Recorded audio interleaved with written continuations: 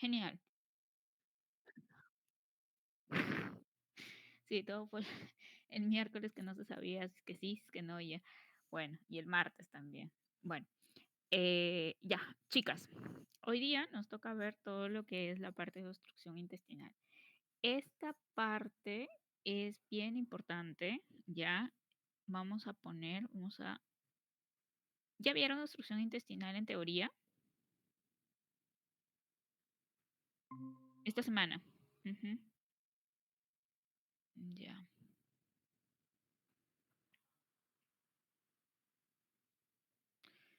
esto de acá.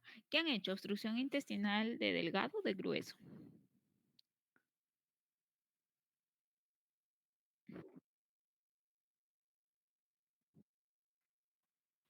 Ah, ya, ya, ya. Ok, ok, ok, ok. Ya. Entonces nos ponemos en contexto primero, como para... se ve la pantallita, ¿no? De la pizarra.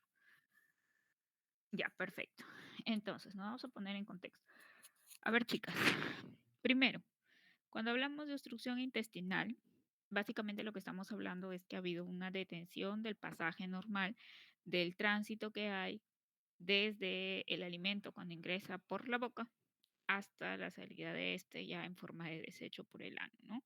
Entonces, en todo ese trayecto que hace desde que entra el alimento por la boca hasta su salida, pueden suceder varios eventos que pueden terminar haciendo pues que el alimento, lógicamente, tenga, más que el alimento, porque en todo ese recorrido pasa de ser alimento ya a nutriente en intestino delgado y a sustancia de desecho ya en intestino grueso, pero puede haber problema para su pasaje, ¿no? Entonces, aquí hay que distinguir dos conceptos importantes.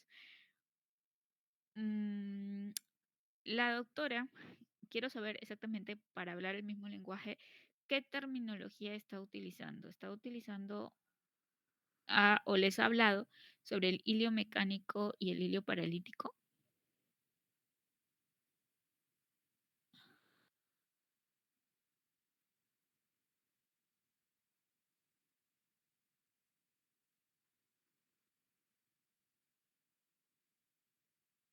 Ujú.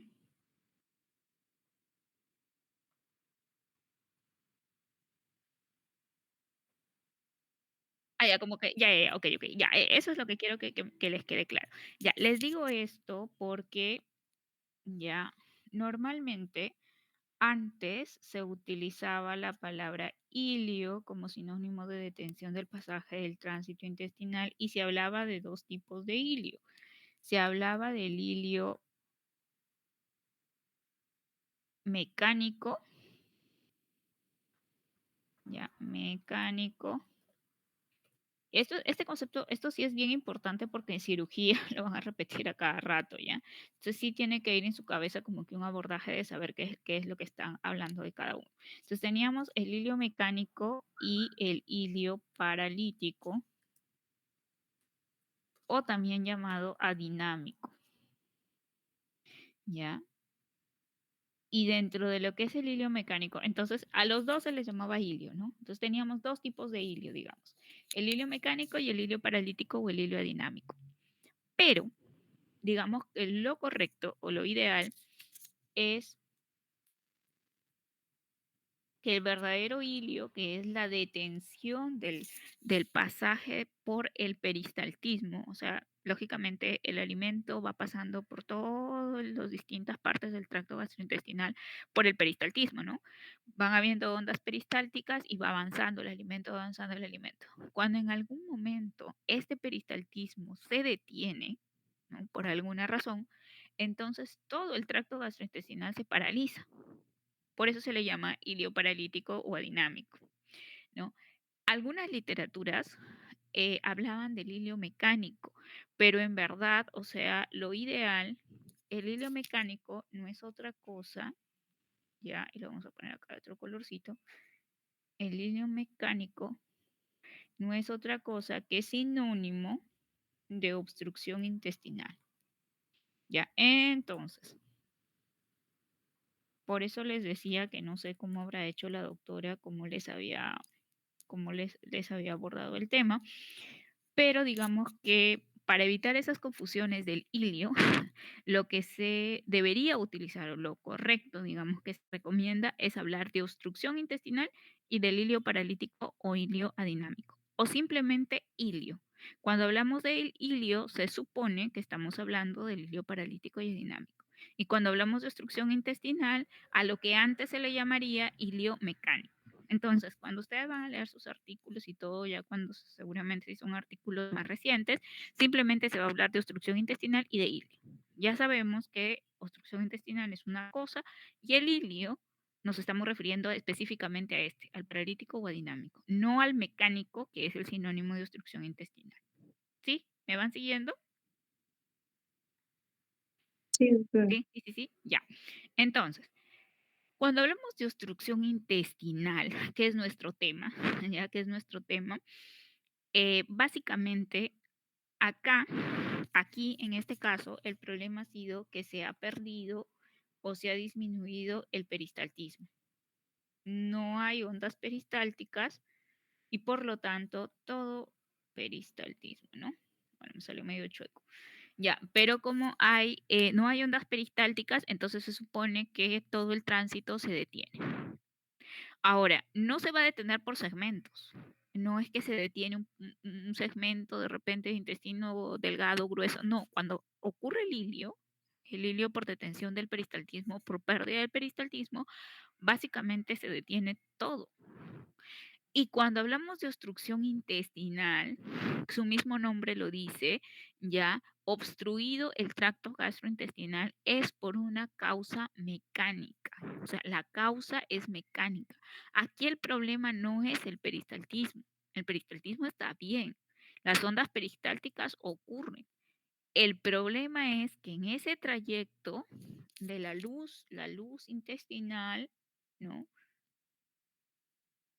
En alguna parte hay una obstrucción producida, por ejemplo, por un tumor, de repente por un cuerpo extraño, no sé, se come una pilita, una moneda, qué sé yo, de repente por las mismas heces que son muy sólidas y no pueden, digamos, pasar el contenido, de repente hay una brida o unas bandas cicatriciales que se pueden presentar y que pueden hacer que el intestino no tenga esa continuidad del contenido a través de toda la luz del intestino para poder pues pasar correctamente. Entonces, este tipo de obstrucción puede ser una obstrucción endoluminal, o sea, dentro del mismo intestino, aquí ocurre hay algo mecánico, hay una causa, algo que está deteniendo el tránsito, o puede ser extrínseca, como por ejemplo, puede ser que el paciente tenga un tumor acá, pero no del intestino, sino de afuera, y ese tumor de manera externa está presionando, haciendo efecto de masa, y la misma historia, no deja que pase, ¿no? No deja que pase el contenido intestinal. Y lo otro que de repente puede ser bridas o adherencias, que son como unas bandas fibróticas que se forman, y el intestino, que es como si fuera un tubo largo, yo agarrara un hilito, una pitita, y le hicieron un lazo al intestino, ¿no? Entonces le hago un lazo al intestino y ese que es como un tubito, como una manguerita, pues lógicamente va a quedar aprisionado y no va a poder pasar el contenido. Entonces, la obstrucción intestinal básicamente se refiere a eso. Cuando nosotros hacemos el diagnóstico de una obstrucción intestinal, nuestro siguiente paso es tratar de buscar por qué la causa.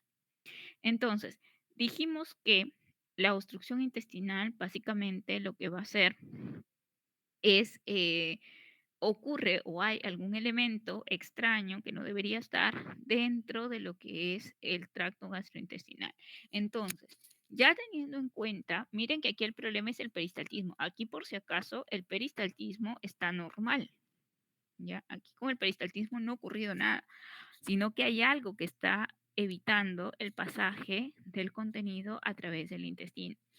Entonces, aquí, voy a poner aquí peristaltismo para que se entienda mejor, ya hay que tener en cuenta cuando nosotros abordamos una patología, siempre, ¿no? Desde el punto de vista clínico, ¿no? O como fuera, cada vez que nosotros abordamos una patología tenemos que tener en nuestra cabeza como un esquema, ¿no? Entonces, lo primero que cuando uno aborda pacientes que llegan con obstrucción intestinal, van a ser pacientes que van a llegar con distensión abdominal, ¿no? Lo primero que van a tener es un paciente que llega con distensión abdominal, con dolor, lógicamente, ¿no? Que no elimina flatos o que no puede ir al baño, no ha ido a defecar en un día, 2 días, dependiendo cuánto lleve el cuadro, muy distendido, con dolor, puede tener náuseas, vómitos, pero este paciente, cuando le hacemos el examen, generalmente va a tener ruidos hidroaéreos que son, digamos, la forma tangible y objetiva de em, evaluar el peristaltismo, va a tener ruidos hidroaéreos incrementados. Cuando ustedes ponen el estetoscopio en ese abdomen del paciente, sus ruidos hidroaéreos están aumentados. ¿Por qué? Porque el peristaltismo está normal. Las ondas peristálticas empieza a producirse y cuando intentan pasar el punto de obstrucción, cuando van a intentar pasar el punto de obstrucción, esas pericias van a incrementarse, van a ser mucho más fuertes. Es lo que le conocen clínicamente como los ruidos de lucha. Entonces ustedes ponen su estetoscopio en el abdomen de ese paciente y van a encontrar ruidos de lucha, justamente porque el peristaltismo, las ondas están tratando de vencer esta obstrucción, cosa que clínicamente no pasa con el hilio paralítico o adinámico, porque aquí no hay peristaltismo. Ustedes ponen su estetoscopio y el paciente no le escuchan los ruidos hidroaéreos normales que se escuchan en cualquier paciente, ¿no? Porque existen los ruidos hidroaéreos normales, que ya me imagino en semiología les han enseñado a hacer la evaluación cuando hacemos auscultación de abdomen. Entonces, todos tenemos ruidos hidroaéreos normales, porque se supone que estamos haciendo digestión, pues no estamos haciendo ese proceso normal. Cuando ocurre un hilio adinámico, paralítico o simplemente hilio, estamos hablando de un paciente que no tiene peristaltismo. Entonces, esa es la primera diferencia clínica ya de un paciente que viene con obstrucción intestinal versus un paciente que viene con hilio. El de acá tiene ruidos hidroaéreos de lucha, mientras este paciente de acá no tiene ruidos hidroaéreos. Hay disminución o ausencia de los ruidos hidroaéreos normales que se tienen que auscultar.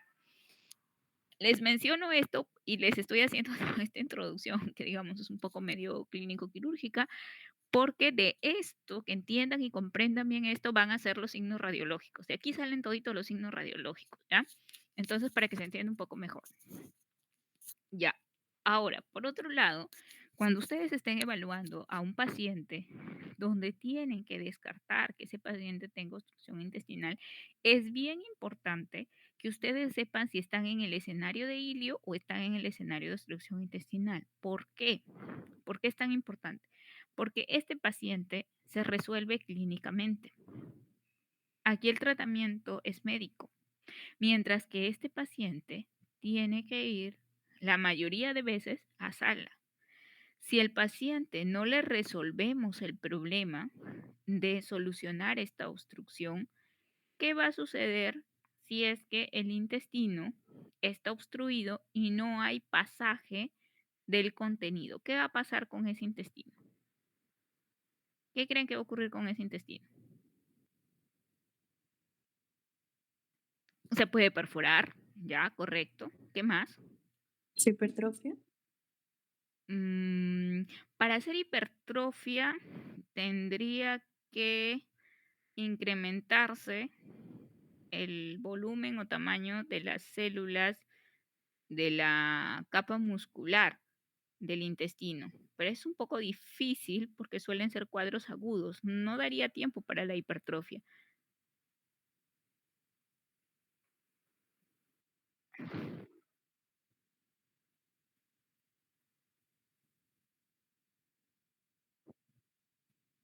Hacer efecto de masa, ya, claro, pero hay algo que nos preocupa en este paciente y es por eso que hay que diagnosticarlo rápido, porque si no se diagnostica rápido, ese paciente puede terminar muriéndose. Bueno, uno puede ser por la perforación, Pero ¿qué más? ¿Qué más se les ocurre? ¿Qué pasa con una estructura?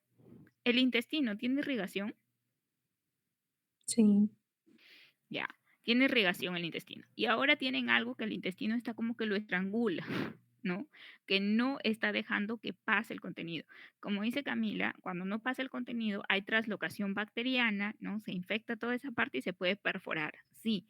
Pero una de las cosas más importantes que tratamos de evitar es que ese paciente tenga sufrimiento vascular. Si hay sufrimiento vascular, no llega el oxígeno a través de la sangre, porque digamos, las estructuras se oxigenan a través del componente sanguíneo, llevan el oxígeno que transporta la hemoglobina. Entonces, si no hay problemas para la irrigación por ese componente obstructivo que está viendo ahí, ese intestino va a entrar en isquemia. Y si no se resuelve rápido, cuanto más pase tiempo en la obstrucción, entonces, ¿qué va a suceder con ese intestino? Va a entrar en necrosis. Después de la isquemia, sigue la necrosis. Ese tejido se muere. El paciente ya lo entran a sala, no sé, después de 10 horas de que ha estado ese intestino ahí sufriendo, y lo único que va a encontrar el cirujano es una tripita negra o morada necrótica. Y eso ya no sirve.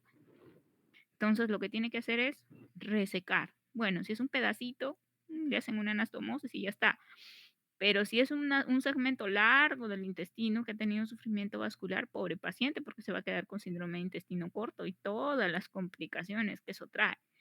Entonces, es todo un problema. La obstrucción intestinal es una emergencia. Entonces, cuando nos estamos sospechando del que el paciente está obstruido, se tiene que resolver rápido. Porque si no se resuelve rápido, se corren el riesgo de que ese paciente se complique e incluso se pueda morir. Se perfora, se sepsis, hace isquemia, necrosis y se murió, ¿no? Entonces, hay que tener cuidado con esto porque, digamos, lo primero cuando hacen ustedes el abordaje de patología, ¿no? Lo primero que el cirujano siempre quiere saber es, ¿va a entrar a sala o no va a entrar a sala? ¿No? ¿Y por qué? Ustedes como médicos también, aunque no sean cirujanos, sí, para justamente derivarlo rápidamente al cirujano y que el cirujano se encargue. Porque si no lo resolvemos, ya puede tener muchas complicaciones. Entonces, ¿cómo diagnosticamos rápido? Bueno, uno es la clínica, ¿no? La clínica del paciente, pero los dos llegan con un abdomen distendido, tanto los delirio como obstrucción intestinal, como pueden tener náuseas, vómitos, que no eliminan flatos, de repente que no han podido eliminar contenido fecal en 2, 3 días, no sé, dependiendo del cuadro, ¿ya? Una diferencia, ya les dije, es que estos tienen ruidos de lucha, estos no. Otra diferencia importantísima en estos pacientes es los antecedentes. Bien importante, porque este paciente de acá, generalmente el ilio no se da en cualquier tipo de paciente. Difícil que ustedes que están sanas, que no, digamos, no sé si consumirán, pero de repente no consumen ningún medicamento para ninguna patología crónica ni nada, difícil que les dé un ilio. O sea, no es así. El peristaltismo se detiene básicamente en pacientes que están crónicamente enfermos o pacientes que están postrados.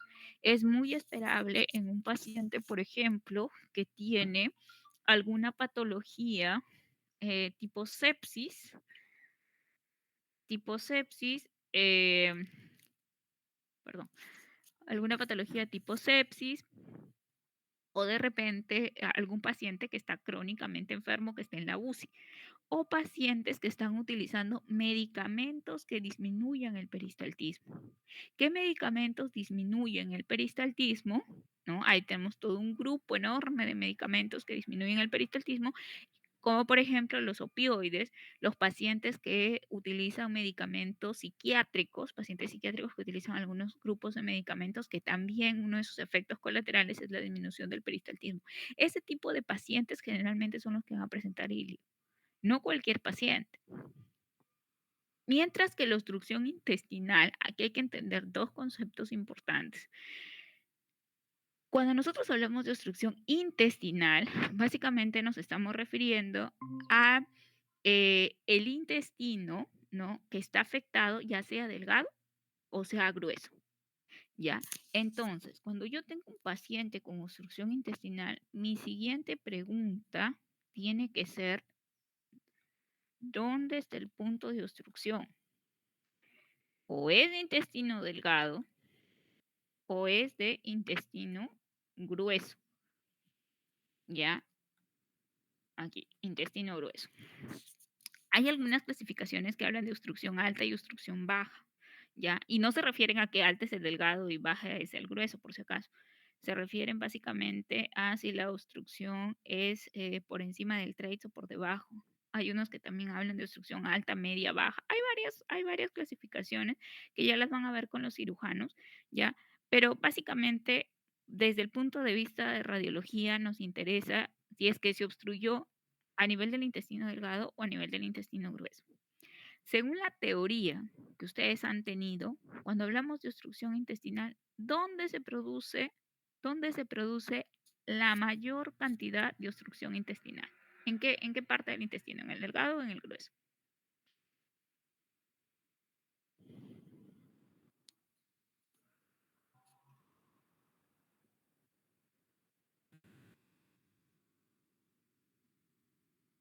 Cuando tenemos un paciente con obstrucción intestinal, con toda la clínica de obstrucción intestinal, ¿dónde por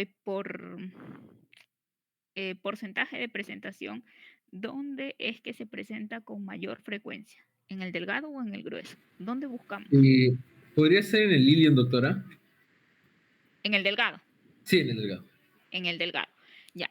Bueno, puede ser en el hilo o en el yeyuno. Lo cierto es que en el delgado se produce la mayor cantidad de obstrucción intestinal. El 80% de los casos de obstrucción intestinal, miren, el 80% es intestino delgado. Y solo el 20% de los pacientes que ustedes van a tener con obstrucción intestinal es intestino grueso. ¿Ya? Ahora, de esta parte de intestino delgado, cuando el paciente se produce la obstrucción intestinal en intestino delgado, es decir, ¿qué quiero decir con este concepto? Que cuando ustedes estén viendo un paciente con obstrucción intestinal, bueno, aparte de la anamnesis y todo el resto y el examen físico que tienen que hacer y los antecedentes que tienen que recoger del paciente, por epidemiología, su principal punto de obstrucción va a ser en intestino delgado, ¿ya? Tienen 80% de posibilidades que ese paciente esté obstruido a nivel de intestino delgado y solamente un 20% que su obstrucción sea en intestino grueso. ¿Y cuál es la causa más frecuente de obstrucción de intestino delgado? Porque aquí pueden haber varias causas, ya dijimos, ¿no? Que pueden ser intrínsecas, extrínsecas, pero aquí es bien importante que ustedes reconozcan las dos principales causas de obstrucción de intestino delgado. La primera, a la cabeza, la que siempre está produciendo problemas de obstrucción intestinal, es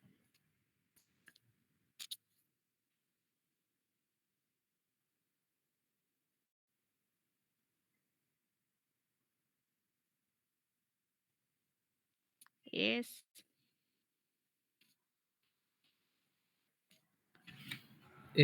¿Podría ser, doctora, adherencias? bridas y adherencias, así es, bridas y adherencias. Las bridas y adherencias son la principal causa de obstrucción intestinal. Por eso, cuando ustedes están entrevistando, están haciendo la anamnesis de un paciente con obstrucción intestinal, su primera pregunta cuando están sospechando que tiene obstrucción intestinal es, señor, señora, ¿usted ha sido operado de algo? Y la mayoría de pacientes, casi el 80%, les va a decir que sí. La mayoría lo han operado de apendicitis porque es el problema quirúrgico más frecuente. Si hay algo que operan los cirujanos a cada rato, son las apéndices. Y en segundo lugar, las vesículas. Entonces, la apendicitis tiene gran prevalencia. Entonces, muchos pacientes que han sido operados de apendicitis, sobre todo las complicadas que han sido operadas que han sido complicadas con peritonitis, este tipo de pacientes, una de las complicaciones que pueden tener más adelante son las famosas bridas de adherencias, que no son otras cosas que como unas bandas cicatriciales que se forman por la manipulación que hace el cirujano. Cuando ustedes entren al curso de cirugía, seguramente van a asistir a los cirujanos, ¿sí? Seguramente en sus rotaciones los van a llevar a sala de operaciones y van a ver cómo operan las apendicitis. Entonces, si son apendicitis no complicadas, generalmente ahorita ya hay abordaje laparoscópico, pero si son complicadas, lo que hacen es apertura de cavidad, abren la cavidad abdominal y lavan todo. Entonces manipulan los intestinos. Cuando nosotros manipulamos o inflamamos alguna estructura, esta tiende a regenerar, ¿no? Y si es mucha la inflamación, mucha la manipulación, se pueden formar unas pequeñas bridas que son como unas banditas cicatriciales que pueden a la larga producir obstrucción intestinal. ¿Todos los pacientes que han sido operados por apendicitis van a tener este problema? No, pues no todos, ¿no? Pero cuanto más haya habido manipulación, hay más riesgo. Otro grupo de pacientes que también hacen este problema son las cirugías ginecológicas.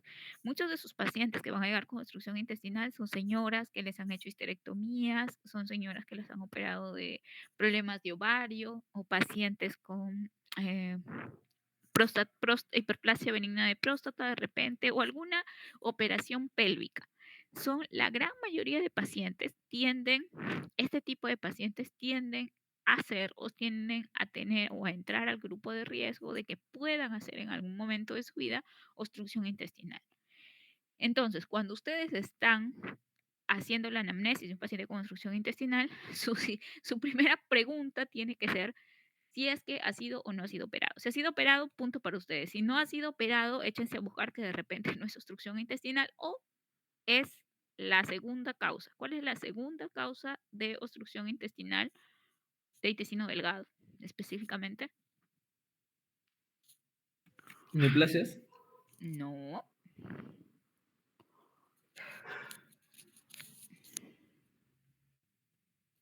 La mayoría de obstrucciones intestinales están, uno, entre las bridas de adherencias y el segundo, que hay que buscarle si no ha sido operado. Porque si no ha sido operado, se me cayó mi diagnóstico, pues no.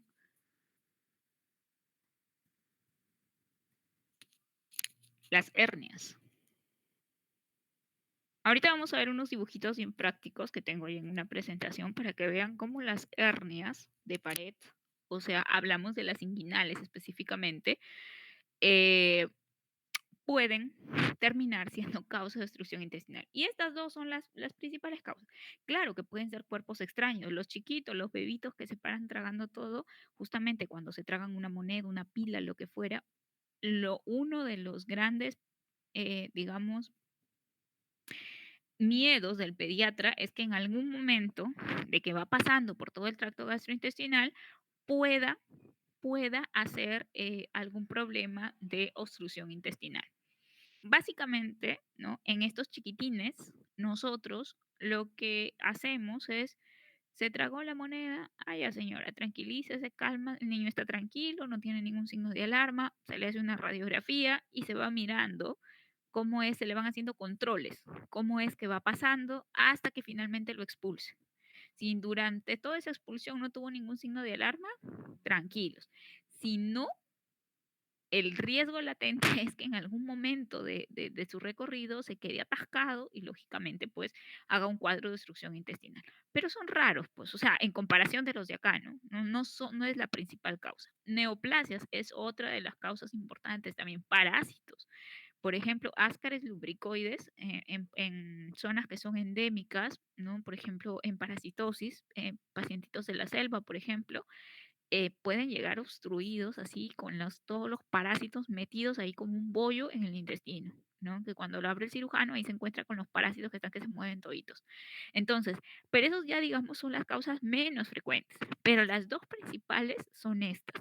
Si su paciente no ha sido operado, lo segundo que se echan a buscar es examinarlo, a buscarle si tiene alguna hernia, porque la hernia puede estar causando el cuadro de obstrucción, ¿ya? Vamos a dejarlo un ratito ahí al intestino delgado, porque ya dijimos que el intestino delgado es la causa más de obstrucción intestinal en un 80%. O sea, aquí no hay pierde, aquí está la mayoría de pacientes. Pero hay otro grupo, que es un 20%, que son, ¿no? Los de intestino grueso, donde se obstruye el intestino grueso. ¿Cuáles son las dos causas más frecuentes de obstrucción de intestino grueso? Sí, la primera aquí sí es el NM. Así es. El cáncer. Exactamente en qué parte del segmento de todo el colon recto es que es el principal, es el segmento donde casi siempre está el punto de obstrucción, donde está el tumor.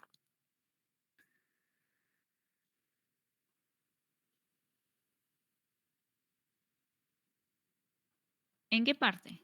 Colon ascendente, transverso, descendente, sigmoides, recto, superior, medio, inferior.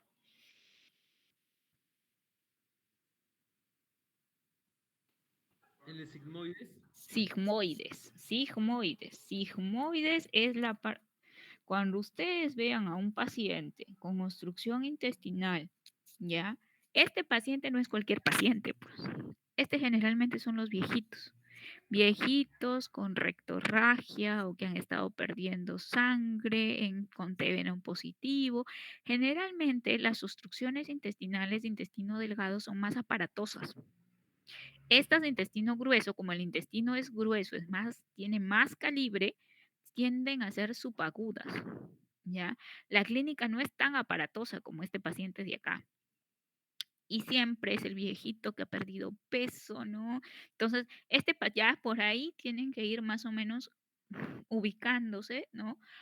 En el contexto clínico del paciente para poder determinar si es que la obstrucción de repente puede ser de intestino grueso. Y en segundo lugar, ¿El vólvulo de sigmoides? los vólvulos. Ajá, siendo el más frecuente el de sigmoides. Los vólvulos, ¿no? Y nuevamente, el más frecuente de todos los vólvulos, el de sigmoides. Eso, chicos, tiene que estar en su cabeza. Uno, porque son preguntas de todos los años, de todos los exámenes, aunque ahora como entran a las academias, la verdad que cada vez hacen los exámenes un poco más complejos. Pero en sus exámenes de internado, de NAS, de todo, que son, digamos, un poco los más sencillos, son las preguntas de todos los años, ¿ya? ¿Cuáles son las causas más frecuentes de obstrucciones intestinales, de delgado, de grueso? Les ponen en forma de caso clínico, pero si ustedes tienen este esquema en su cabeza, obstrucción intestinal es un tema que le van a preguntar toda la vida porque es frecuente. Es frecuente y el abordaje tiene que ser digamos, no tenemos todo el tiempo del mundo para tomarnos porque necesitamos ver si es que ese paciente es quirúrgico o no. Y si va a ir a sala, resolver rápido para evitar complicaciones. Entonces, este esquema sí tiene que estar en su cabeza, ¿no? Tienen que saber cuáles son los puntos prácticos de cómo abordar a un paciente con obstrucción intestinal. Entonces, dijimos, llega el paciente con la clínica, en mi cabeza ya estoy pensando, le hago el examen físico, encuentro ruidos de lucha, y estoy pensando que mi paciente tiene obstrucción intestinal, ¿no? Yo tengo que tratar de buscar, ya en mi cabeza sé, o está en este grupo o está en este grupo, ¿no? Como si no tengo pues antecedentes de otra cosa, ¿no? Que de repente se haya tragado pues algún cuerpo extraño, o de repente alguna otra sospecha en relación a los antecedentes de la análisis que yo he hecho.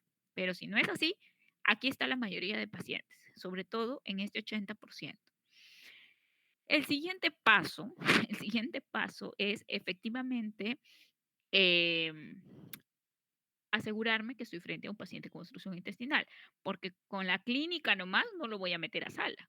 Tengo que encontrar en este momento a un estudio de imagen o de laboratorio o de lo que fuera, un estudio porque ya hice mi anamnesis, ya hice mi examen físico, ahora ya tengo mi sospecha diagnóstica, tengo que confirmar mi sospecha diagnóstica.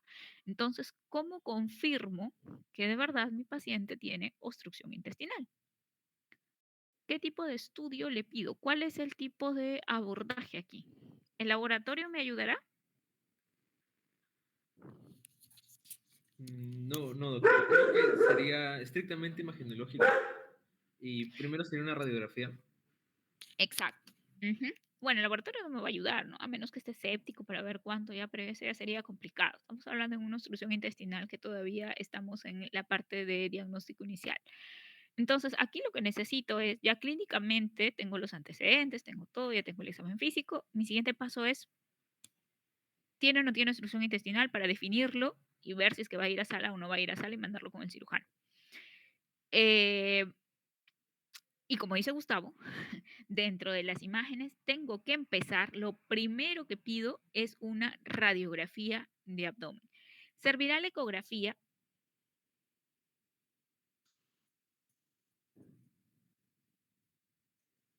En estos casos, ¿servirá la ecografía?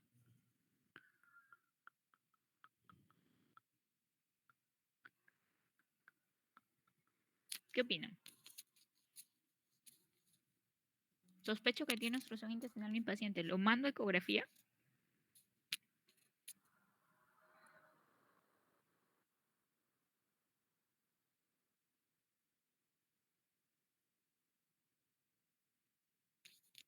¿Qué opinas, Brigitte? ¿Sirve la ecografía? Mm, yo creo que no, doctora. ¿Por qué? La respuesta es no, sí es correcto. ¿Pero por qué crees que no? Mm, bueno, creo que sería más engorroso llevarlo a una ecografía que a una radiografía en donde podríamos ver un panorama más general.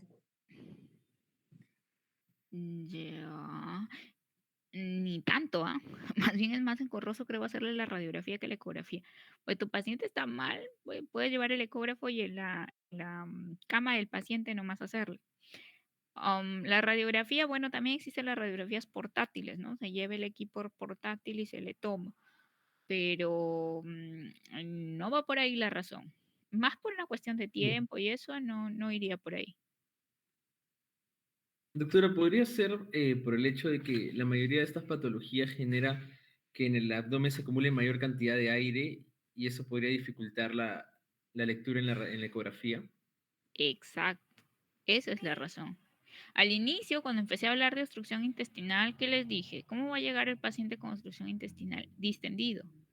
Esa distensión que tiene el paciente es por el aire que se está acumulando acá, porque tienen un obstáculo que no está dejando que el contenido intestinal pase hacia los segmentos distales. Pero ese paciente está que habla. Ese paciente sigue deglutiendo aire, aire sigue entrando, el problema es que no está pasando ni aire, ni agua, ni alimento, ni nada. Entonces, cada vez más se va a empezar a llenar de aire y se infla como un globo. Entonces, el paciente intraluminal, ¿ah? Dentro del intestino. Entonces, ese paciente, lo primero que ustedes encuentran es un paciente todo panzoncito, todo distendido, ¿no? Que cuando le hacen percusión suena timpánico, timpánico, por todo el aire que tiene acumulado ahí. Pongan el transductor en ese abdomen y van a ver lo que ustedes vieron ese día, pero multiplicado por 10, ¿no? En la parte que se acuerdan cuando estábamos explorando intestino y se veía cuando queríamos ver el páncreas, en algunos se veía por ahí la cabecita, el cuerpito, me parece que en una de las chicas creo que se veía un pedacito de la cola, pero de ahí en más no se veía porque se veía aire, ya, pero ese era un aire normal porque ninguno está obstruido. Imagínense ese aire multiplicado por 10, 15, porque cuando el paciente tiene obstrucción, se llena todito de aire, no se ve nada, nada, nada, nada, nada. Entonces, no tiene sentido mandarlo a ecografía porque no voy a ver nada. Lo único que voy a decir es que tiene aire, pues sí, seguramente pues era una obstrucción, pero no tengo, no tengo signos objetivos ahí para decir que efectivamente me va a ayudar en el diagnóstico de la obstrucción intestinal. Entonces, el que sí me sirve, ya, el que sí me sirve es la radiografía. Entonces, el siguiente paso aquí es pedir una radiografía de abdomen. Muy bien, pido la radiografía de abdomen. ¿Por qué? Porque es lo más fácil, lo más sencillo, ¿no? Es un estudio rápido, pero esa radiografía de abdomen tiene que tener algo en particular. ¿Qué voy a buscar aquí en la obstrucción intestinal en la radiografía? ¿Qué busco? ¿Qué signos? Ya han visto la teoría. ¿Qué signos? Dilatación de asas. Muy bien. Dilatación de asas. Perfecto. ¿Qué otro signo busco? Los famosos niveles hidroaéreos. Niveles hidroaéreos. Ya. ¿Qué otra cosa busco?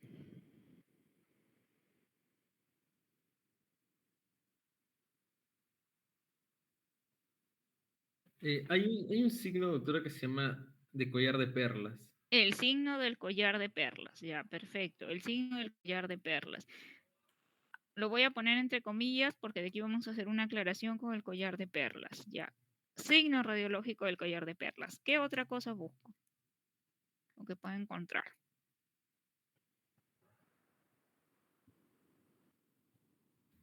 Eh, en el hilio biliar eh, existe lo que es la neumobilia, que tanto en la que hay que por la movilización del cálculo, ¿no? Al duodeno, generan no solamente el incremento de aire intraluminal, ¿no? Sino también creo que en la vesícula también se acumula con cierta cantidad de aire que la permite ver distendida. Claro, la neumobilia puede verse en el hilio biliar, que es una causa, digamos, especial de obstrucción intestinal. O sea, la causa de la obstrucción en este caso es que un cálculo ha migrado, un cálculo de la vesícula, se supone que ha migrado, que ha metido al intestino, generalmente hace como una fístula entre la vesícula y el duodeno, hace como una fístula, se mete por el duodeno, sigue todo el recorrido y el cálculo no tiene problema, sigue y suele estancarse ¿dónde? ¿Dónde se atasca para hacer la obstrucción?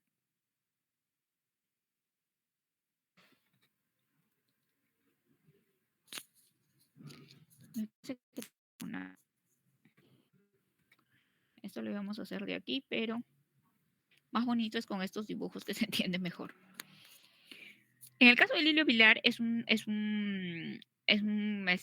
caso de obstrucción intestinal, bueno, no está dentro de las causas más frecuentes, pero claro que puede existir el hilio biliar. Y lo que ha sucedido es que hay un cálculo acá que ha hecho una fístula con el duodeno. Recuerden que el colédoco, ¿y quién es este? Es el conducto de Wilson. El Wirsung, ¿no? El conducto pancreático principal. El colédoco y el Wirsung desembocan ¿dónde? Que no está dibujado aquí. En la ampolla de Vater. La ampolla de Vater que está en la segunda porción duodenal, ¿cierto? Entonces aquí está la segunda porción duodenal, de alguna forma esta vesícula se inflama, se perfora, hace una fístula y se mete al intestino, o sea, al duodeno, que es el que está cerca. Entonces, como el duodeno está por aquí, porque todo el marco duodenal, se mete ese cálculo, se perfora, y el duodeno que tiene dentro, ¿qué tienen las vísceras huecas? Principalmente en líquido y aire. Líquido y aire, ¿no? Tiene aire. Entonces, ese aire, como se ha perforado, ha habido una fístula entre la vesícula y el duodeno, ¿no? Hay una comunicación, ese aire del duodeno pasa, pues, hasta que se comunica y puede pasar a la vesícula biliar y la vesícula biliar rodearse de aire y también puede pasar a la vía biliar intrahepática, pues, intra o extrahepática, incluso el mismo colédoco. Ya ves que todo esto está conectado. Se supone que esto en condiciones normales no tiene aire, pero ahora hay una comunicación con el duodeno que tiene aire. Ya, el cálculo pasa ahí y se mete al duodeno, cae al duodeno y va a seguir pues por yeyuno, ¿no? Segunda porción de duodeno, tercera porción, cuarta porción, yeyuno proximal, yeyuno distal, sigue, se mete al ilio y ahí no tiene problema porque no existe un cálculo tan gigante, pues, ¿no? El problema viene cuando se atasca en la válvula ileocecal. En la válvula ileocecal corre el riesgo de atascarse, porque es una válvula, pues, ¿no?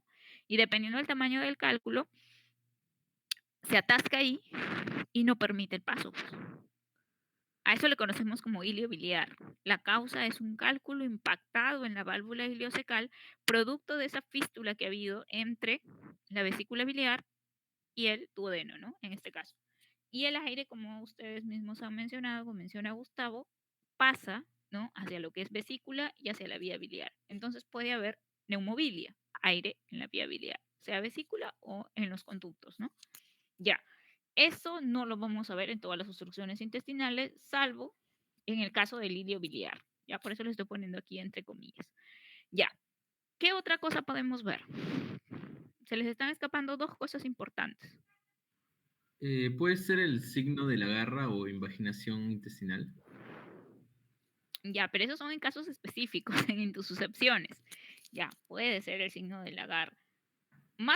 Dos signos más generales que hay que tratar de buscar en la radiografía para asegurarnos que estamos frente a una obstrucción intestinal.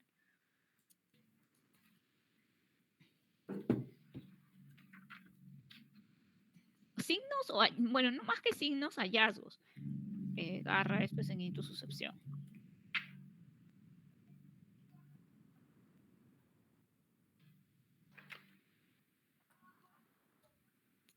Cuando ustedes van a evaluar la radiografía de un paciente con obstrucción intestinal, lo primero que buscan son dilatación de asas, claro que sí. Segundo, niveles hidroaéreos. Tercero, ¿cómo va a estar el aire en los segmentos distales? ¿Escaso? Escaso. Hay disminución o ausencia, dependiendo si es una obstrucción completa o parcial, de aire en...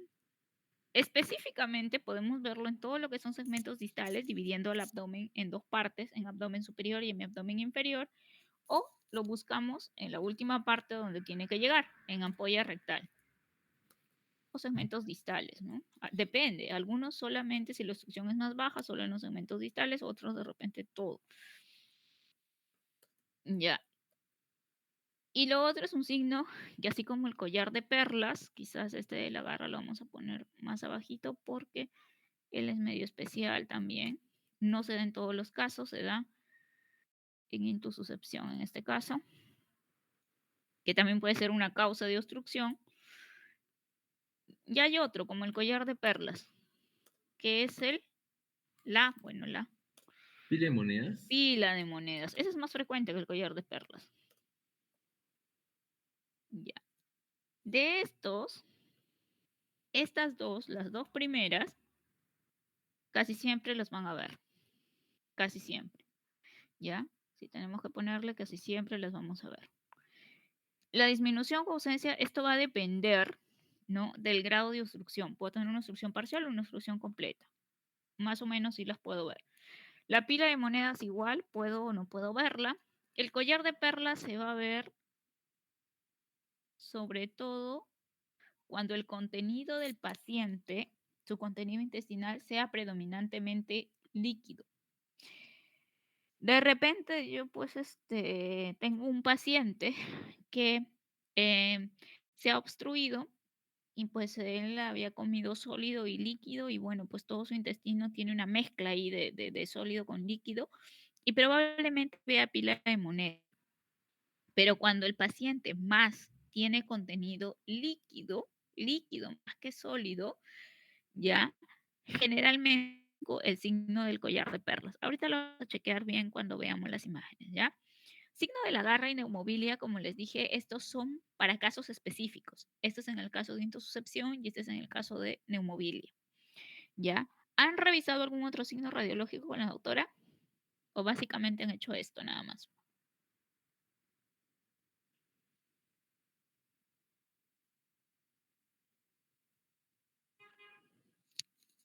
Ya. Su silencio lo interpreto como que solamente esto, ¿no?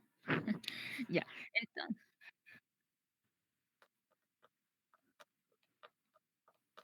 ya. Sí, sí, sí, es verdad. Vamos primero con la obstrucción intestinal, que es el tema principal, digamos, y de ahí hacemos la revisión del paralítico y hacemos la comparación. ¿Ya? Entonces, básicamente, cuando yo estoy buscando obstrucción intestinal,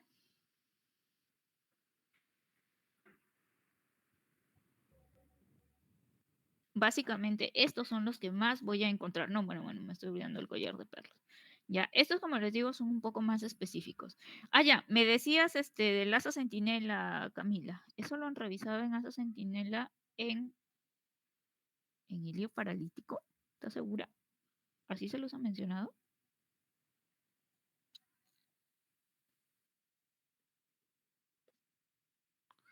Localizado. El asa centinela, justamente le llamamos asa centinela.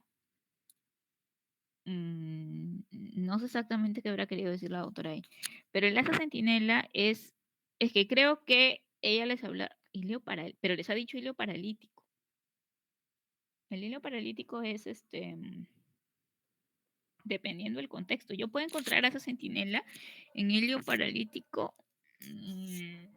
lo puedo encontrar también en hilio mecánico. O sea, el asa centinela, ya para efectos de examen y todo eso, tómenlo como ella lo ha dicho, ¿ya? Porque finalmente el examen teórico lo toma la doctora así. Pero para que se entienda el asa centinela, lo que ocurre es, yo tengo acá la cavidad abdominal y el asa centinela es un asa que se dilata solita. O sea, todas las demás asas están bien, ¿no? Tienen un calibre normal y solo tengo un asa centinela nada más ahí dilatadita. Esa centinela lo que me está diciendo no me habla de tanto de obstrucción intestinal ni de ilio. O bueno, de repente de un... Bueno, ya sé qué ha querido decir la doctora, en un ilio regional tal vez. Lo que me dice el asa centinela, no hablando de obstrucción, ya, sino como ilio, lo que me está diciendo el asa centinela es que aquí hay un proceso inflamatorio. Cuando nosotros tenemos un proceso inflamatorio, por ejemplo, un paciente con apendicitis, un paciente con colecistitis, un paciente con pancreatitis, un paciente con diverticulitis y todas las itis que ustedes se puedan imaginar, ¿qué hace ¿qué hacen las asas alrededor del proceso que se está produciendo? Tratan de detener ese proceso inflamatorio. Por ejemplo, si el paciente tiene una apendicitis, ¿ya? El apéndice secal está inflamado. Entonces, como está inflamado el apéndice secal, lo que va a suceder allí es que las asas que están al costado tratan de detener esa inflamación que no avance. Y la forma de hacerlo es que detienen el peristaltismo en ese pedacito, en esa región nada más donde se está dando el proceso. Todo lo demás sigue normal, solo que en esa partecita donde está el proceso, detienen el peristaltismo de tal forma que esa inflamación no recorra todo el resto de segmentos. ¿Ya? Entonces, a eso sí se le denomina ilio regional, ¿ya? Como ilio regional, así le denominamos, ilio regional, que no es el ilio paralítico, el general, ¿no? O bueno, por eso la doctora tal vez le ha puesto como que ilio paralítico regional, pero no se refiere al ilio donde se disminuye el peristaltismo en su totalidad, que es el ilio adinámico o paralítico, como conocido así generalmente, como ilio adinámico paralítico o simplemente ilio, ¿ya? Y decimos que se da una especie de ilio regional porque se detiene el peristaltismo solo en esa zona, tratando de que el proceso inflamatorio no avance, ¿no? Como que lo detienen. Tanto así que, por ejemplo, en el caso de la apendicitis, cuando nos toque ver apendicitis, se tienden a formar plastrones, que son como unas masas de las asas intestinales que tratan de detener el proceso inflamatorio. Como se ha detenido el peristaltismo allí nada más, en ese pedacito, entonces una asa se distiende y a eso le llamamos asa centinela. El asa centinela es como un asa que te avisa, como que te pone una bandera y te dice, busca que aquí, por donde yo estoy, por aquí está el proceso inflamatorio. Entonces, si yo encuentro un asa centinela en fosa ilíaca derecha, probablemente apendicitis, que es lo más frecuente. Si la encuentro en epigastrio, pancreatitis. Si la encuentro en fosa ilíaca izquierda, generalmente diverticulitis. ¿Ya? Entonces, en cualquier lugar donde pueda estar el asa centinela, lo que está diciendo prácticamente es aquí, aquí, aquí hay un proceso inflamatorio. Como hay un proceso inflamatorio, no quiero que avance y las asas al costado han hecho una detención del peristaltismo, un ilio paralítico regional sería, ¿no? Bueno, como lo ha abordado la doctora. Ya, a eso se refiere el asa centinela. Ya. Muy bien. Hasta aquí vamos claros, ¿me van siguiendo? Sí, profesora. ¿Sí? ¿Todo bien? Ya, perfecto. Entonces, vamos a ver acá.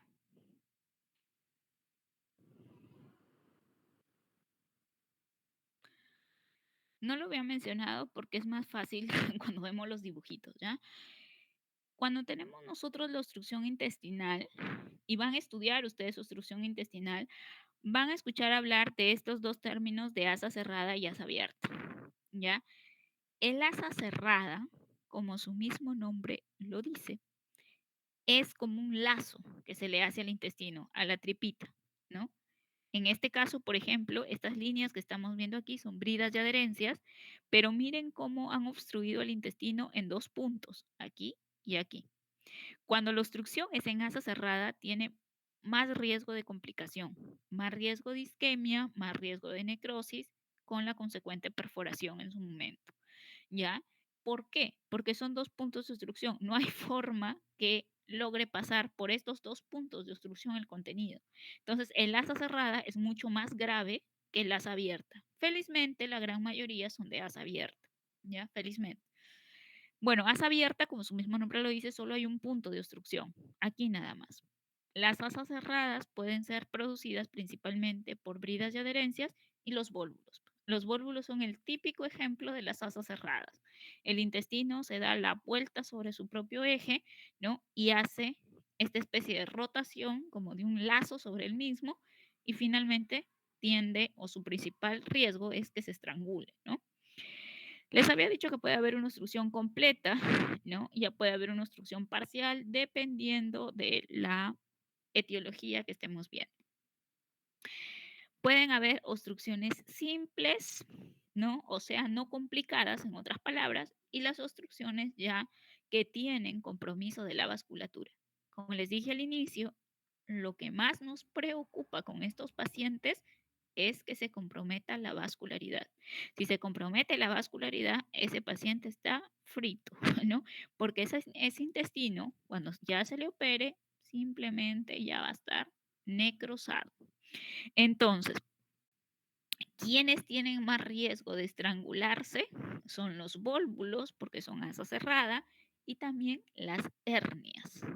¿Se acuerdan que les mencioné que las hernias son la segunda causa de obstrucción de intestino delgado? ¿Ya? Entonces, las hernias básicamente son cuando protruye el contenido de la cavidad intestinal, protruye a través de un orificio natural que está débil. Un orificio en la pared intestinal que está débil, que puede ser generalmente más a nivel inguinal, pero puede ser a nivel umbilical, puede tener otras localizaciones. Esa zona está débil. Como está débil, se sale contenido. Lo que suele salirse con más frecuencia es la grasa intraabdominal. Pinza y duele. Pues, ¿no? El paciente se queja porque sale una bolita por ahí y duele. El problema para la obstrucción viene cuando por ese orificio se ha salido un pedazo de intestino, una porción de intestino.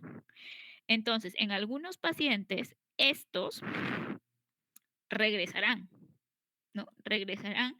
Y es más, el paciente dice que él solito se lo reduce, ¿no? Se mete la bolita, que cuando hace fuerza le sale, pero luego se lo mete y ya está.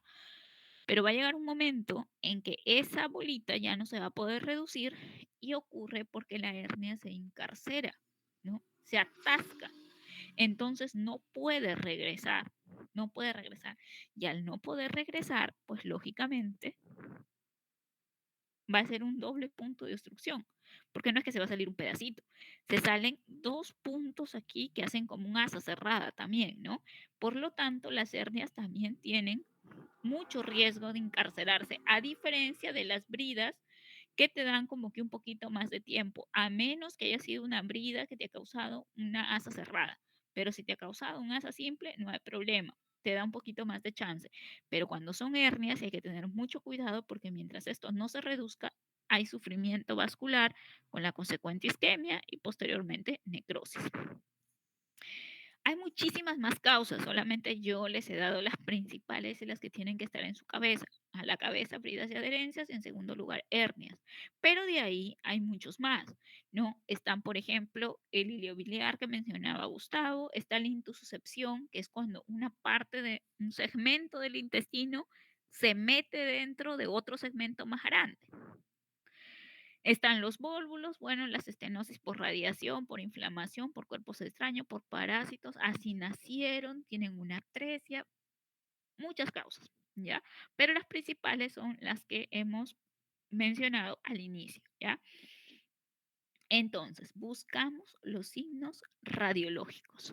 Buscamos los signos radiológicos. Primero, distensión de asas. Y ahí acuérdense, ¿no?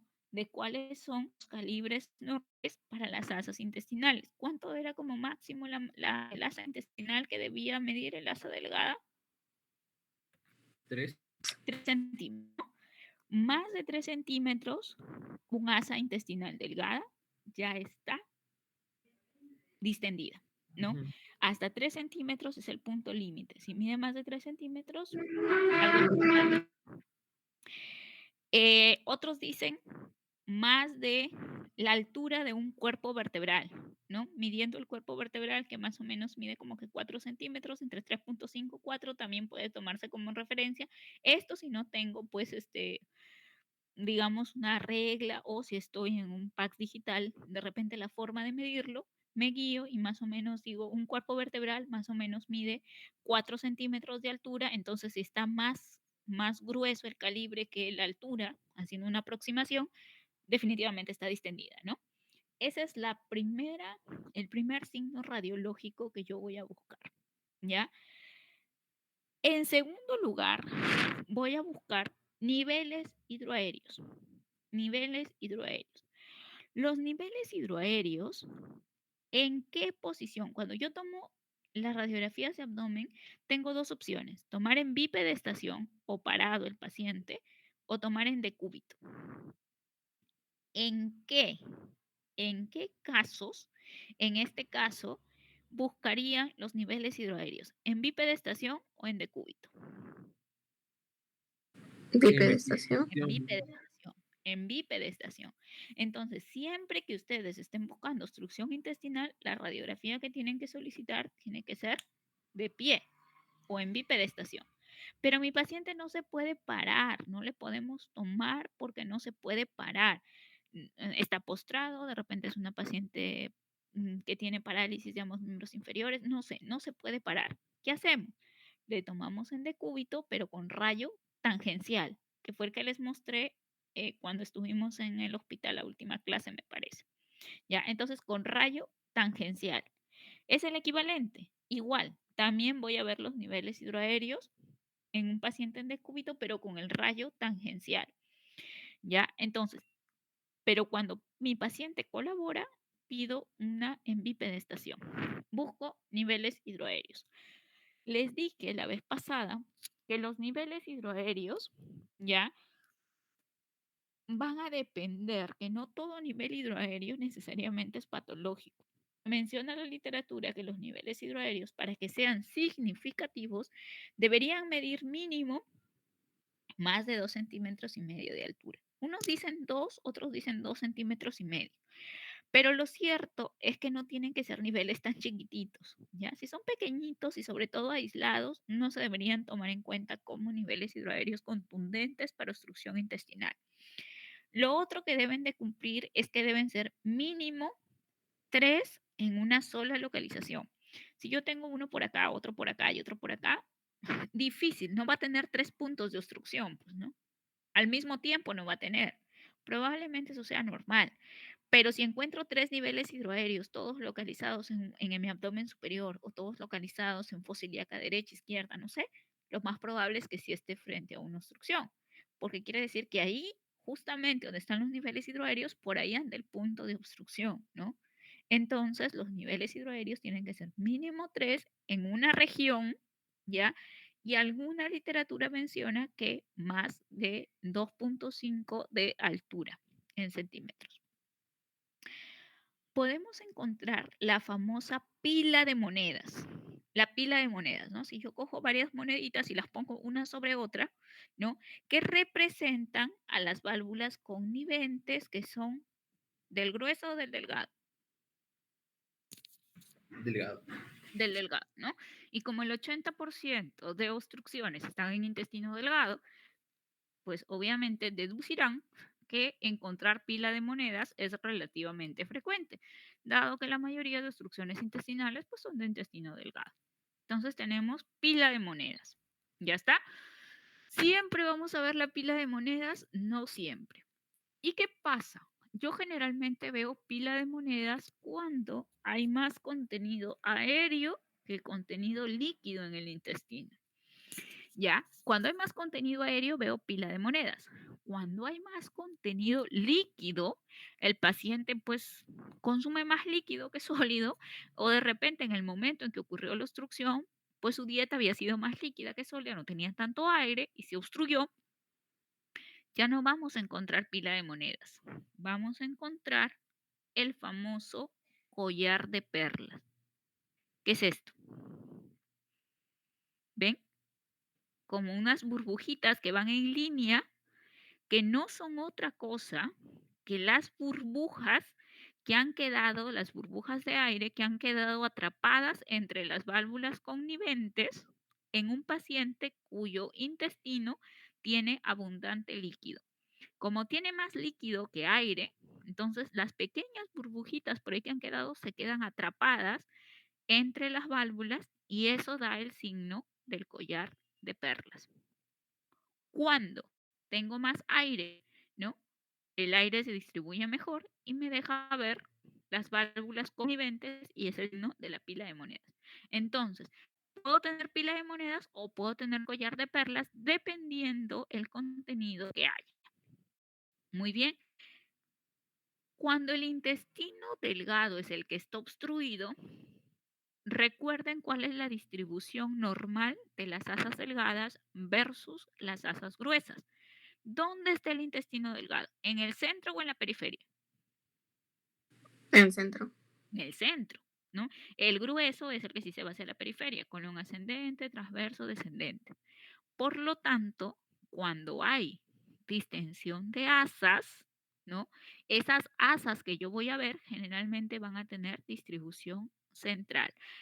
Esto tómenlo con pinzas porque cuando hay cuadros de obstrucción, dependiendo dónde sea el punto de obstrucción, no necesariamente siempre van a ver más central y más periférico. No siempre, a veces está todas las asas toditas distendidas y uno no sabe ni cuál será.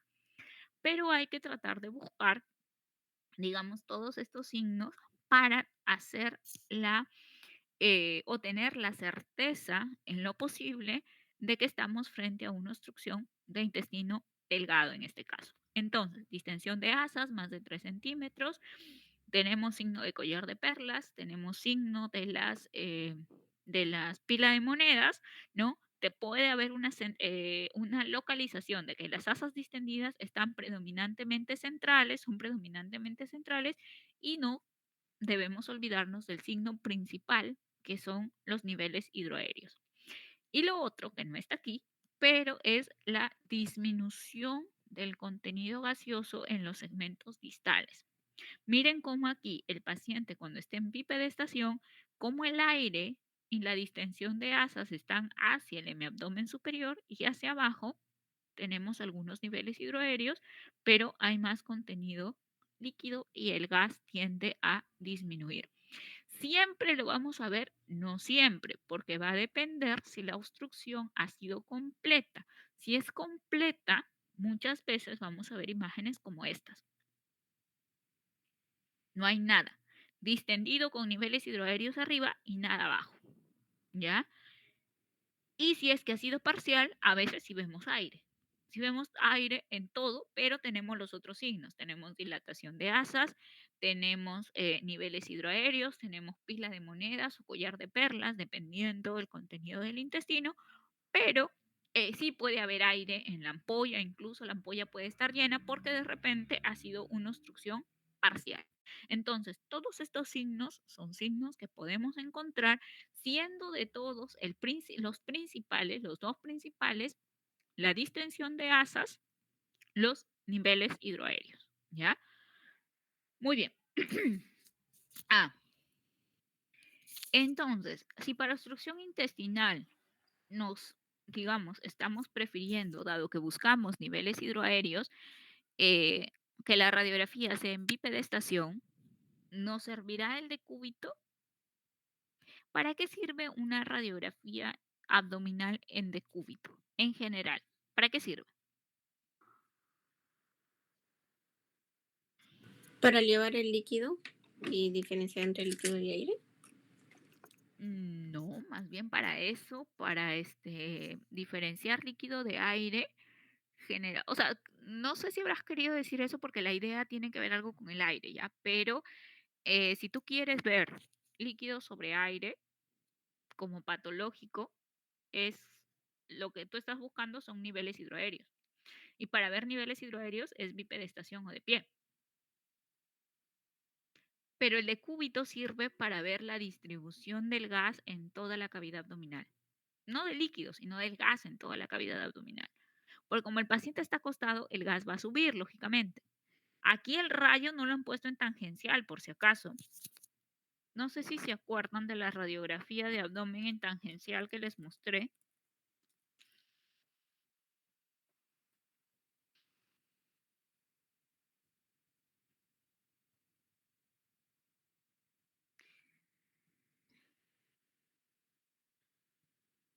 Uy, no sé si se verá tan bien. Se ve feo.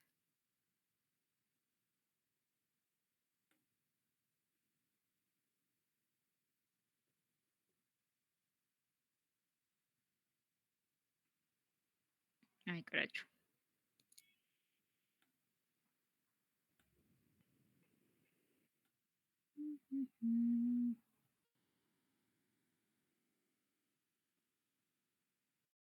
¿Y ahora dónde estará? Lo perdí. Ya. Bueno, vamos a poner este. Más grande, no se puede poner más grande. A ver, control más. Ya. Exageré, creo. No, igual no se va a poder. Siempre sigue siendo pequeña. Bueno, pero recuerdo haberles mostrado esto en clase. Recuerdo habérselos mostrado en el hospital, justo en una radiografía que habían tomado en tangencial y que el paciente tenía niveles hidroaéreos, que estaba distendido hidroaéreos. Entonces, miren aquí, el paciente está en decúbito, o sea, está acostado boca arriba, decúbito, ¿ya? Pero esta imagen es bien diferente a esta imagen que están viendo acá.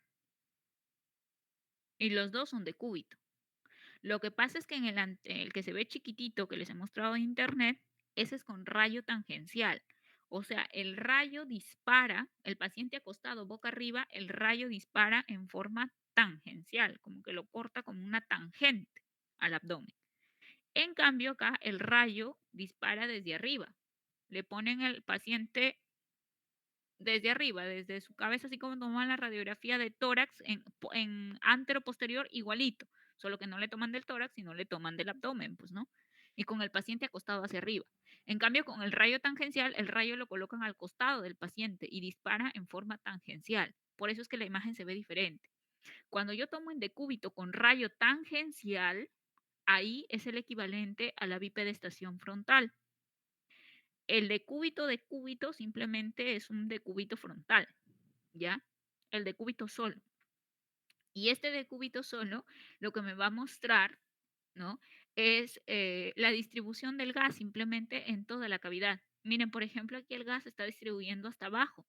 Sin embargo, acá se ve que abajo está obstruido porque tiene niveles hidroaéreos. Está en bipedestación.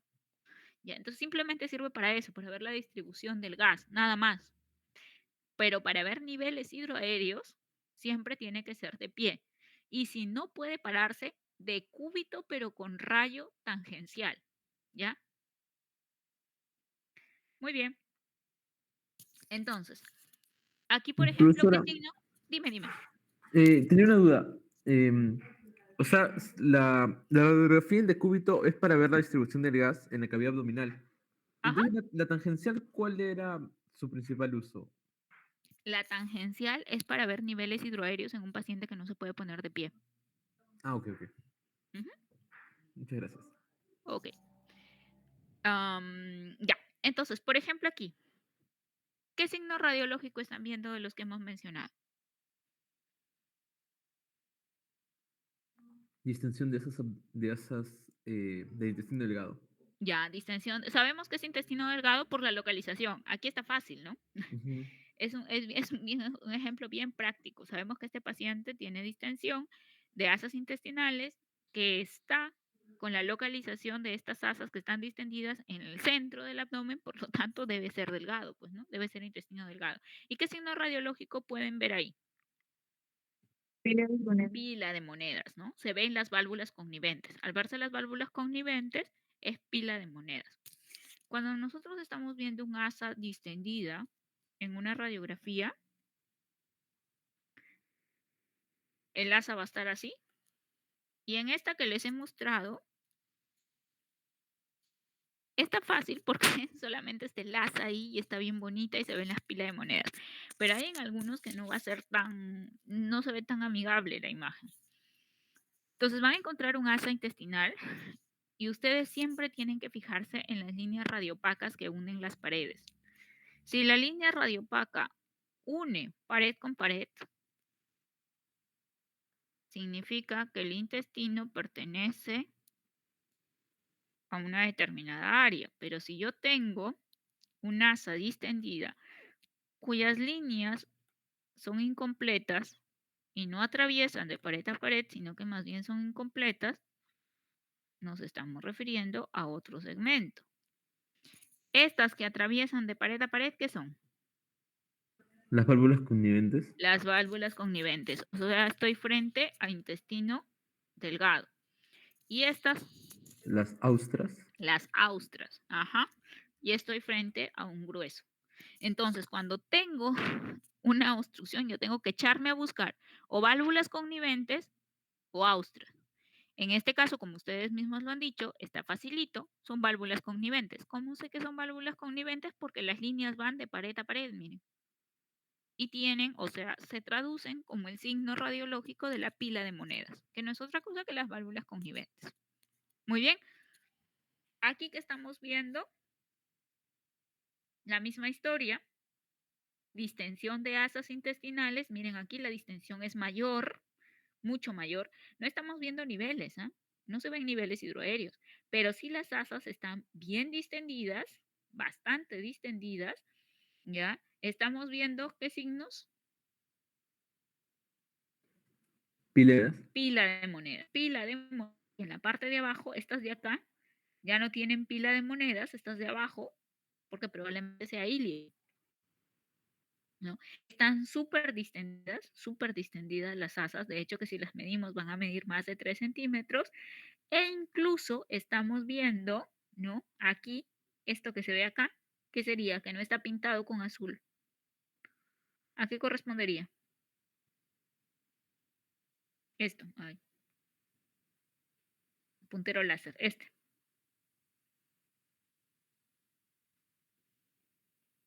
Eso vendría a ser una porción del intestino grueso, una ostra Claro, ¿qué parte del intestino grueso sería esto? ascendente. Colon ascendente, ¿no? Ajá. Él está normal, ¿ah? Él está normal, tiene aire como debe tener y punto. Pero la distensión está acá. La patología, el problema está acá, en las asas delgadas, ¿no? Todas las asas delgadas que están de localización central, ellas son las que están distendidas. Acá no. Si esto lo medimos, debe medir menos de 5 centímetros. Para el colon, para hacer colon ascendente, está bien, ¿no? Pero estas de acá sí definitivamente están distendidas, ¿no? Ya. Muy bien, entonces, eso es lo que básicamente nosotros buscamos en la radiografía cuando estamos frente a obstrucción de intestino delgado. Ahora, si nosotros encontramos esto, dilatación de asas, niveles hidroaéreos, disminución de aire en segmentos distales, de repente pila de monedas, en otros casos collares de perlas, genial. Mi diagnóstico está hecho. Tengo todos estos signos. ¿Cuál sería mi diagnóstico radiológico? Obstrucción intestinal. Obstrucción intestinal. Pero hasta ahí nomás llegué. Yo no sé con la radiografía cuál es el punto de obstrucción. Sé que está ahí en algún lado, sé que está obstruido el intestino delgado porque he visto pila de monedas, porque las asas están centrales, ¿no? Pero no sé exactamente el punto y segundo, no sé ni por qué será. Bueno, si tiene una hernia, pues físicamente lo veo, ¿no? Que tiene una hernia, pero supongamos que no tiene hernia, no ha sido operado, no tiene nada. Tengo que echarme a buscar la causa. Radiológicamente, por la radiografía, tiene signos que me orientan a pensar que eso es una obstrucción intestinal. Pero yo tengo que asegurarme, uno, ver el punto de obstrucción para que el cirujano, cuando haga la apertura de cavidad, vaya a buscar exactamente pues dónde está y no se va a poner a echar a buscar, a sacar todo el intestino y empezar a buscar parte por parte. ¿Qué sucede? Cuando a veces el siguiente estudio de imagen no logra verlo con claridad, el cirujano tiene que sacar y empezar a buscar pues dónde está el punto de obstrucción, ¿no? Entonces, ¿cuál es el segundo examen que pediríamos para localizar el punto de obstrucción y la causa? Causa y punto de obstrucción. ¿Qué sería? Tomografía. Así es. La radiografía me sirve para confirmar que tengo obstrucción intestinal, pero no me da causa y no me da punto de obstrucción. Si yo quiero ver causa y punto de obstrucción, tomografía. ¿Ya? Entonces, el siguiente paso, una vez que hice el diagnóstico, es pasar al siguiente estudio, que es tomografía. ¿Esta tomografía la pedirían con contraste o sin contraste? ¿Qué creen? Sin contraste, porque no, o sea, nos interesa evaluar no tanto la irrigación, ¿no? Sino la presencia de alguna obstrucción mecánica, y esto principalmente se manifiesta por la presencia de aire. Por la presencia de aire. ¿Ya? ¿Por qué? Para evaluar isquemia, o sea, para evaluar complicación. ¿Ya? ¿Otra opinión?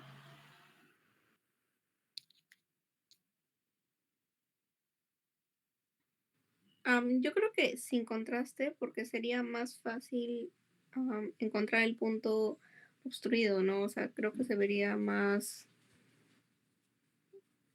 resaltaría más en un sin contraste. Una sin contraste. Ya, ¿y tú qué opinas, Brigitte? También sin contraste, doctor. Sin contraste. Tenemos 3 sin contraste y una con contraste. La verdad es que cuando nosotros hicimos tomografía, la semana pasada no fue, sino la anterior semana, recuerdo, les dije, en abdomen, si se pudiera todo el mundo hacer la tomografía con contraste, sería lo mejor, porque las estructuras se ven mucho mejor, muchísimo mejor. Sin contraste lo utilizamos generalmente cuando queremos ver cálculos, por ejemplo en los urotenes sin contraste para ver cálculos o de repente para hacer comparaciones en cuanto a lesiones, cómo se comportan, qué tan irrigados están y qué tan irrigados no están, para hacer la comparación, cómo eran sin contraste y qué tanto realzaron o qué tanto captaron el contraste y hago una comparación entre los dos. Y la obstrucción intestinal, si bien es cierto, podría hacerla sin contraste, no habría problema en que la haga sin contraste. Mucho mejor visualización voy a tener en la tomografía con contraste. Muchísimo mejor. Ya se van a dar cuenta, ahorita que regresemos al hospital, cuando hagamos la práctica, les muestro las tomografías, cómo se ven los intestinos, tomografías. Ni siquiera con contraste realzan mucho, un poquito más, pero no tanto. Entonces, en una sin contraste, peor todavía. Entonces, sí puedo ver, claro que puedo ver el punto de obstrucción, pero si tuviera un tumor, por ejemplo, el paciente, es mejor verlo en la con contraste. Y lo otro es lo que mencionaba Camila. Si ya tengo el paciente, por ejemplo, que está con signos o con tiempo de que ya ha tenido el cuadro y yo tengo que resolver rápidamente, la con contraste me va a ayudar justamente a ver si es que tengo alguna complicación, porque ¿qué les he dicho que es la principal complicación de la obstrucción intestinal? El sufrimiento vascular. Y eso solamente lo voy a ver en la con contraste. Si ya esa parte del intestino, todo el restante del intestino realza y esa parte justo donde está el punto de obstrucción no realza como la pared del resto del intestino que está al costadito, pues es obvio que ese paciente ya está con complicación vascular. No es que no se pueda ver sin contraste, ¿ah? O sea, si ustedes están en un hospital, en un centro, ya diagnosticaron su obstrucción intestinal y sucede que a veces el centro tiene tomógrafo, pero en la noche, como no hay quien ponga el contraste, porque para poner el contraste necesitamos a la enfermera y todo el resto, y no hay quien le canalice y bla, bla, bla, a veces por las noches o por las tardes solamente hacen tomografía sin contraste. Si no tienen de otra, pídanle nomás sin contraste. Pero lo ideal, lo mejor es pedir con contraste para ver complicaciones, para ver posibles complicaciones y para visualizar mejor. Porque como van a realzar las vísceras sólidas alrededor, les da una mejor visualización de las estructuras, más aún en intestino, que es un poco difícil de evaluar justamente en tomografía porque el intestino suele estar colapsado. ¿No? Entonces, lo que hacemos con la tomografía es echarnos a recorrer y a tratar de buscar, y no siempre, se logra tener el punto de obstrucción, es como un juego, porque el intestino no está como el hígado en una sola localización con sus bordes y todo. El intestino está ahí mezclado, más aún el intestino delgado que da vueltas y vueltas ahí. Entonces, no siempre es tan sencillo. Entonces, si queremos facilitarnos la vida, lo ideal sería tomarle con contraste. Si no tengo, por X razón, ni modo, pues una sin contraste sí me ayudaría. Entonces, ¿qué vamos a encontrar cuando nosotros hacemos la tomografía? La tomografía, miren que hasta un 80% nos muestra la causa, ¿no? Nos muestra la causa. ¿Qué vamos a encontrar? Pues lo mismo que en la radiografía. También vamos a encontrar asas dilatadas, más de 2.5, 3 centímetros, pero encontramos el famoso punto de transición o el punto de obstrucción. ¿Qué le llamamos el punto de transición? Es justamente el puntito, ¿ya? Justamente el puntito donde cambia el calibre de las asas, donde las asas por arriba se ven más distendidas y por abajo se ven colapsadas. Por ejemplo, en este caso, miren cómo están todas las asas distendidas, distendidas, distendidas y miren aquí. Aquí hay un puntito, miren que aquí hay como una partecita del intestino que está colapsada, que es justamente el punto donde debe estar la obstrucción. Por si acaso las bridas y las adherencias no se ven, son tan delgaditas que no se ven. Lo único que vemos es el punto de obstrucción. Sabemos que está aquí, en este caso, entre la región yeyunal distal e ilial por el paso de calibre. Entre este calibre que es más grueso, no más distendido, y este calibre de las asas que está completamente colapsado. Cuando hay una obstrucción, hay una regla. Siempre que hay una obstrucción en el tracto gastrointestinal, si este es el intestino normal, digamos, y la obstrucción se va a dar aquí, digamos que por bridas y adherencias, por regla general, el segmento proximal siempre se va a dilatar y el segmento distal va a tender a colapsarse. Esa es una regla general. Por lo tanto, lo que nosotros buscamos siempre es este punto donde las asas estaban dilatadas y donde las asas ya se empiezan a colapsar o recuperan su calibre. Generalmente se colapsan porque como ya nada está pasando, no hay aire, no hay nada, entonces se colapsan. Entonces, esta es la misión, buscar el punto de obstrucción. Siempre que hay una obstrucción, siempre hay dilatación supraestenótica y colapso postestenótico. Eso siempre se va a dar, ¿ya? Entonces, a veces encontraremos incluso 2 puntos de obstrucción, dependiendo si es que es un asa abierta o un asa cerrada, ¿ya? Aquí miren también cómo se ven las asas dilatadas, dilatadas, y en este punto de acá, miren cómo esta asa que está aquí, en este caso, con contenido hiperdenso, porque le han puesto contraste oral. No es necesario ponerle contraste oral, algunos le ponen contraste oral, otros no. No es 100% necesario y no se requiere ya en la actualidad, ni siquiera se necesita, pero se ve como esta asa que tiene contraste oral tiene un calibre mucho menor a estas asas que están distendidas, porque ese es el punto de obstrucción. Igual acá, miren esta cita chiquitita que está aquí, chiquitina, versus estas asas que están totalmente distendidas, ¿no? Este es el punto de obstrucción. En la zona de decisión está mucho mejor, ¿no? Miren cómo se ve como un piquito, como una punta. Justamente aquí ha pasado el calibre. Este es un asa que está colapsada y acá completamente distendido, ¿no? Este es el punto de transición. Igual acá, ¿no? Estamos viendo el punto de transición. Y si ustedes se dan cuenta, estas tomografías todas tienen contraste endovenoso. ¿Cómo sabemos que tiene contraste endovenoso? Miren, aquí está la porta pintada, el vaso realzando, perdón, realza el vaso, tienen contraste, ¿no? Entonces, de preferencia, dice aquí, de preferencia, contraste endovenoso. Si no tengo para ponerle contraste, pues no le pongo, no hay problema. Pero de preferencia sí se debería porque te da una mejor visualización. La tomografía de abdomen sin contraste, de verdad que hay que romperse el ojo a veces para tratar de buscar alguna patología, no solamente obstrucción, ¿eh? En general, en general. La mejor forma de evaluar una tomografía de abdomen, la mejor forma es con contraste, a menos, como les digo, que estén buscando cálculos en riñón. ahí sí sí o sí tiene que ser sin contraste, ¿ya? Porque sí se pueden, los vasos realzados pueden darme falsos positivos. Muy bien, entonces tratamos de buscar esos signos. ¿Qué más va a suceder? Podemos encontrar, cuando le ponemos contraste, lo que mencionaba Camila, signos de complicación. O sea que ese paciente ya está entrando en una fase de isquemia por el estrangulamiento que está produciendo la obstrucción y finalmente termina en una necrosis. ¿Cómo sabemos que está sucediendo eso? Porque la pared se inflama inicialmente. La pared se pone gruesa.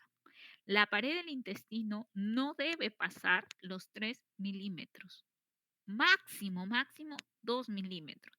Pero si tiene más de 3 milímetros, quiere decir que esa pared está muy inflamada, está muy gruesa. Entonces, está con edema de pared, que es un paso previo al sufrimiento vascular. Ya cuando le pongamos contraste, de repente esa pared ya no va a realzar como si realza el resto del intestino. Incluso se pueden ver neumatosis intestinal, que eso es el gas en la pared, ¿no? En la pared, o producido por la traslocación bacteriana, ¿no? Empieza a haber traslocación por la inflamación que puede terminar hacia la perforación ya profusa, ¿no? Porque la neumatosis no es otra cosa que ya una microperforación. Ya hay microperforación en la pared intestinal, ¿no? Neumatosis intestinal. Muy bien, entonces, ¿se entendió cuál es el abordaje para la obstrucción? Primero signos radiográficos en la radiografía y luego, para ya ser más exactos, para ver la causa y el punto de obstrucción, nos vamos a la tomografía. Preferiblemente con contraste endovenoso. Es lo ideal. No tiene que ser sí o sí, pero es preferible para poder tener una visualización mejor de las estructuras que estamos evaluando. ¿Vamos bien hasta ahí? Sí, doctora. ¿Sí? ¿Todo bien? ¿Todo bien? ¿Las chicas? ¿Sí? Sí, ¿Todavía doctora. están despiertas? Ya, de aquí ya es la hora del almuerzo. Ya. Ay, no, lo cerré. ¿Qué cerré? Ah, ya cerré el otro. Ya. A ver. El hilio adinámico, como les digo, que debería ser también llamado solamente hilio, ¿ya? El hilio adinámico simplemente se paraliza todo el intestino, ¿ya? No es un hilio regional del asa centinela. Este es el hilio en el que toda la peristalsis se detiene. Entonces, aquí, como les digo, no es cualquier tipo de paciente, son pacientes especiales. Son pacientes posoperados, son pacientes que tienen algún grado de peritonitis, que están sépticos, que de repente han tenido medicación, como les digo, con algunos opioides, anticolinérgicos, ¿no? Traumas, isquemias, cualquier cosa que ustedes se puedan imaginar que pueda alterar el peristaltismo, lesiones neurológicas también, ¿no? Que como se ve afectado el plexo mientérico y el plexo, el de Meissner, del de Auerbach, entonces se puede alterar y finalmente no hay un correcto peristaltismo. Entonces, acá, como es un hilio completo, adinámico, por eso se llama adinámico o paralítico, todo se paralizó, todo va a estar distendido. No solamente asas delgadas, sino también asas gruesas. Es una distensión difusa de todas las asas intestinales. ¿Podemos tener niveles hidroaéreos?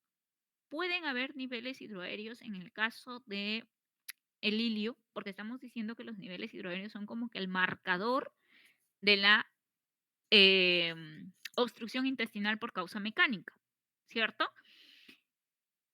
En el caso del hilio paralítico, ¿pueden haber niveles hidroaéreos? ¿Ustedes creen que pueden haber niveles hidroaéreos?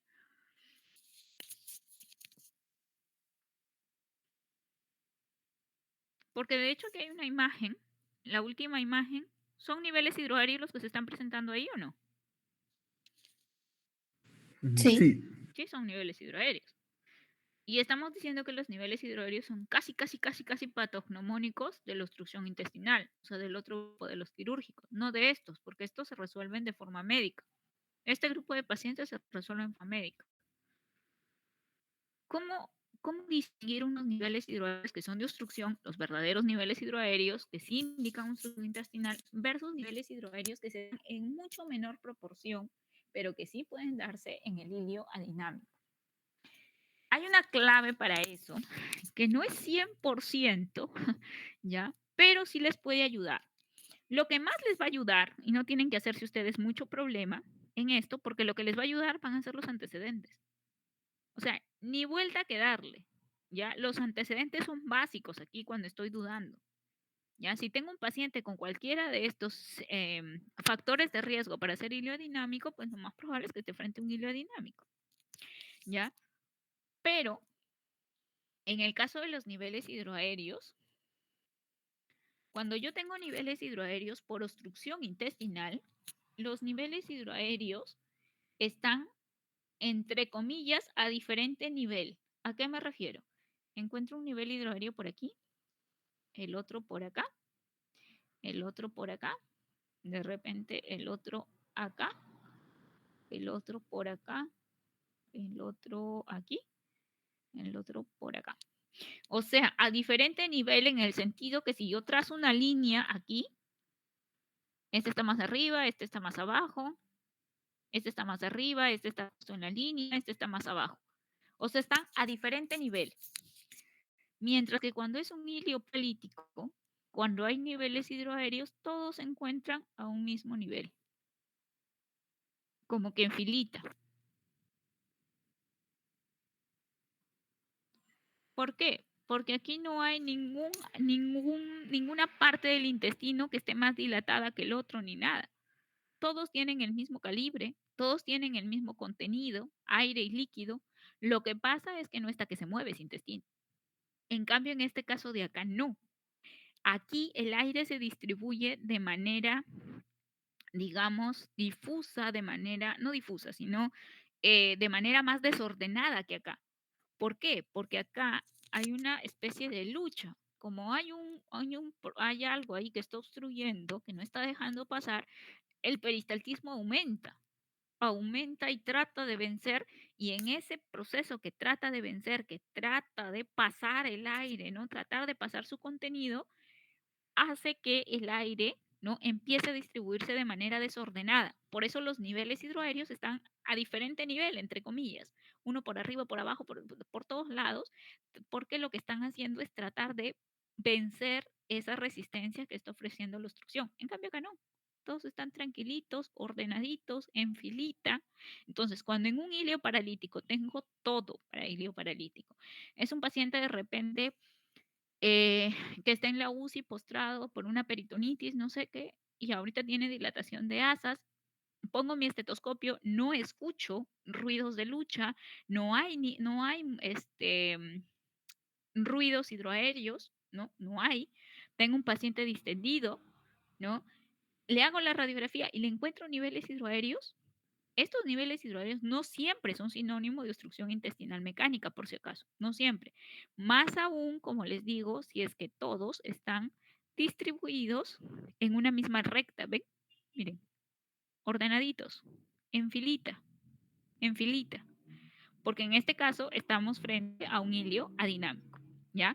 Entonces, si bien es cierto, de manera general, tenemos la idea de que los niveles hidroaéreos son patognomónicos de la obstrucción intestinal, y así es la mayoría de veces, sí puede haber algunos casos en los que pueden haber niveles hidroaéreos en el hilo dinámico con esa característica que les acabo de mencionar.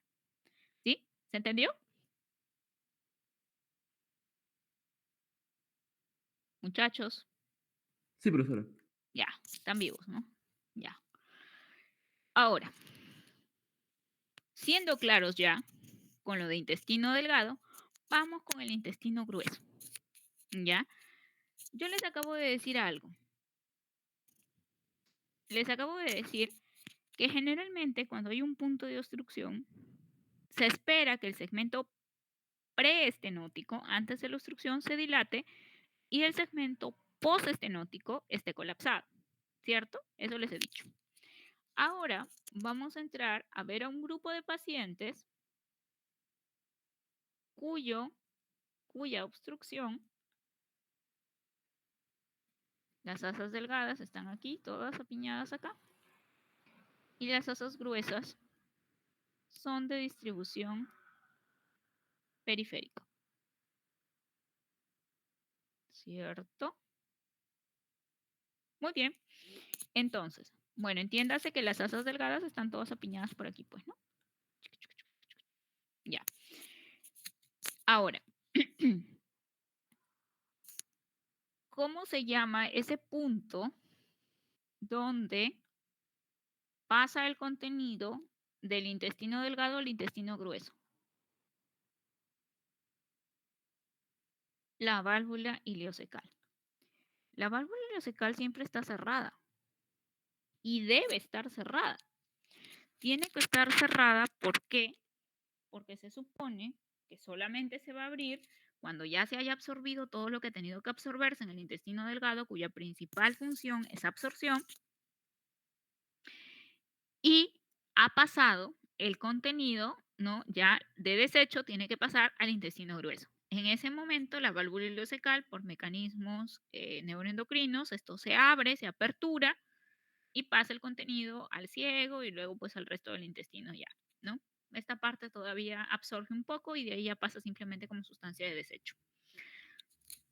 Entonces, si yo tengo una obstrucción, hemos dicho que la principal causa de obstrucción de intestino grueso es el cáncer.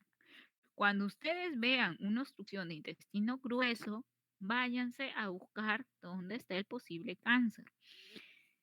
¿Y cuál es el punto de obstrucción más frecuente por CA? Dijimos el sigmoides. Entonces, el punto de obstrucción va a estar por aquí. Entonces va a ocurrir lo que yo les dije. El segmento preestenótico, que se supone que es esto, va a estar dilatado. Y el segmento postestenótico, que se supone que es lo que queda, del sigmoides para abajo, va a estar colapsado. ¿Cierto? En la radiografía, ustedes van a esperar que toda esta parte del colon esté dilatado. ¿Y cómo estará el intestino delgado? ¿Dilatado o no estará dilatado?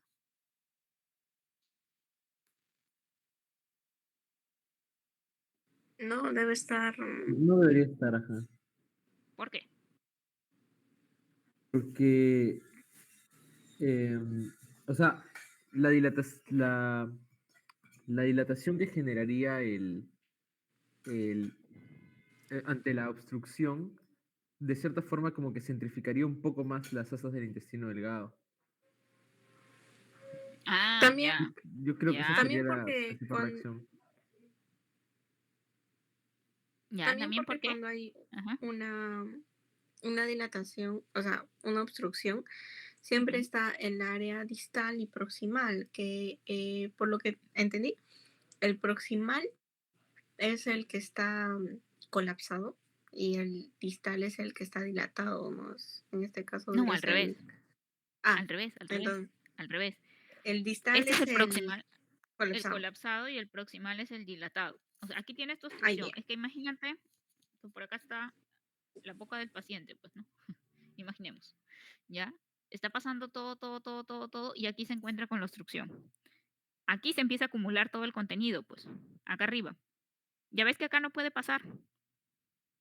No puede. Entonces, como acá no puede pasar, esto se colapsa. ¿Por qué? Porque aquí, ¿esto a dónde va a llegar?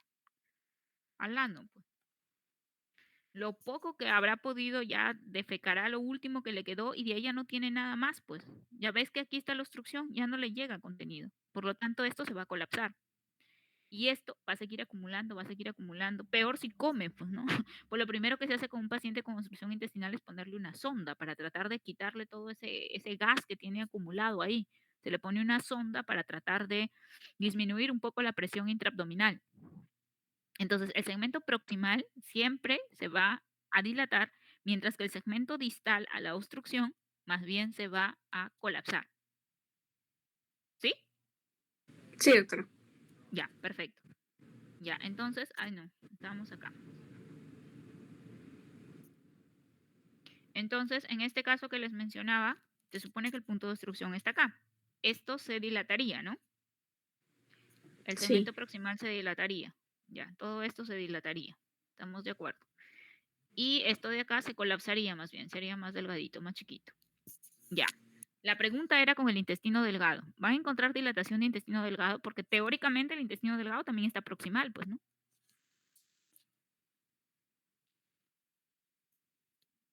Gustavo dice que no, porque como esto de acá se distiende, más bien va a hacer que las asas intestinales se hagan más chiquitas, ¿no? O sea, como que se centralicen un poco más. ¿Será cierto eso? ¿Qué opinan?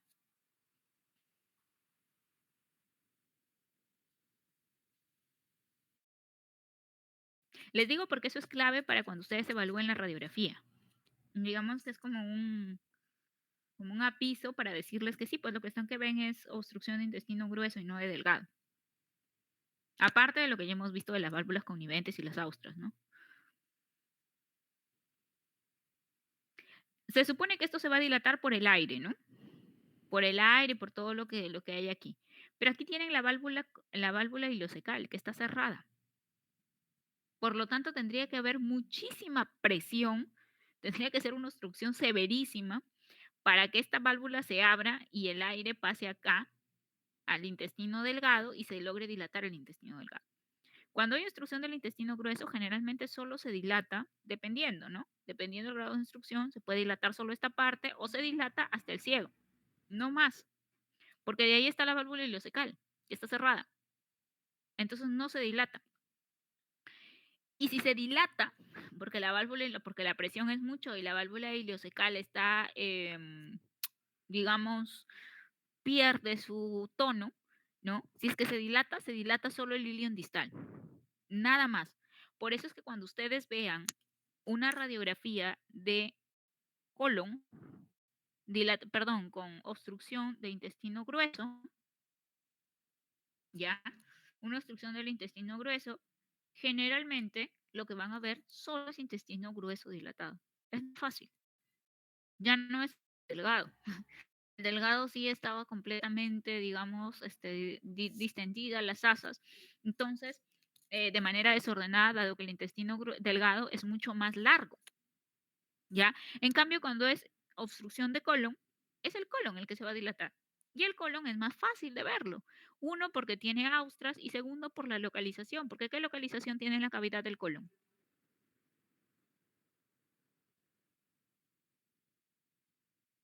Más periférica. Periférico. Ajá, va a ser más periférico.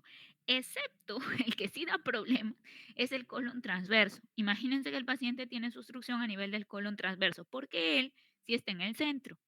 Ahí es donde yo tengo que echarme a ver cuando veo distensión allí, no estoy muy segura si es delgado o grueso, tratar de ver si hay pila de monedas. Si es pila de monedas, eso es delgado. Si hay austras, probablemente sea el transverso que está a ese nivel, ¿no? Y no siempre el colon es tan bonito como ustedes lo ven en los libros. Hay colon y colon, como les digo algunas veces. Hay colon que son redundantes, que dan vueltas, que dan bucles, que son muy largos, que son dólico colon, que justamente los pacientes que sufren de dólico colon, así nacieron, así es su colon, es muy largo, da vueltas, da bucles, son los más susceptibles a volvularse.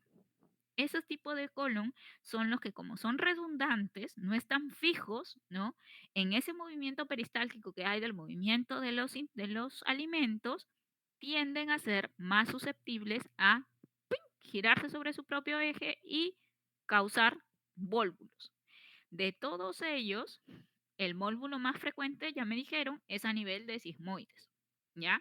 Entonces, cuando vemos hallazgos radiológicos de obstrucción de intestino grueso, básicamente estamos hablando de asas dilatadas, pero ya no de 3 centímetros, porque 3 centímetros era lo máximo que se aceptaba para el intestino delgado. Acá no, porque el colon es más grueso. En el colon, ¿ya?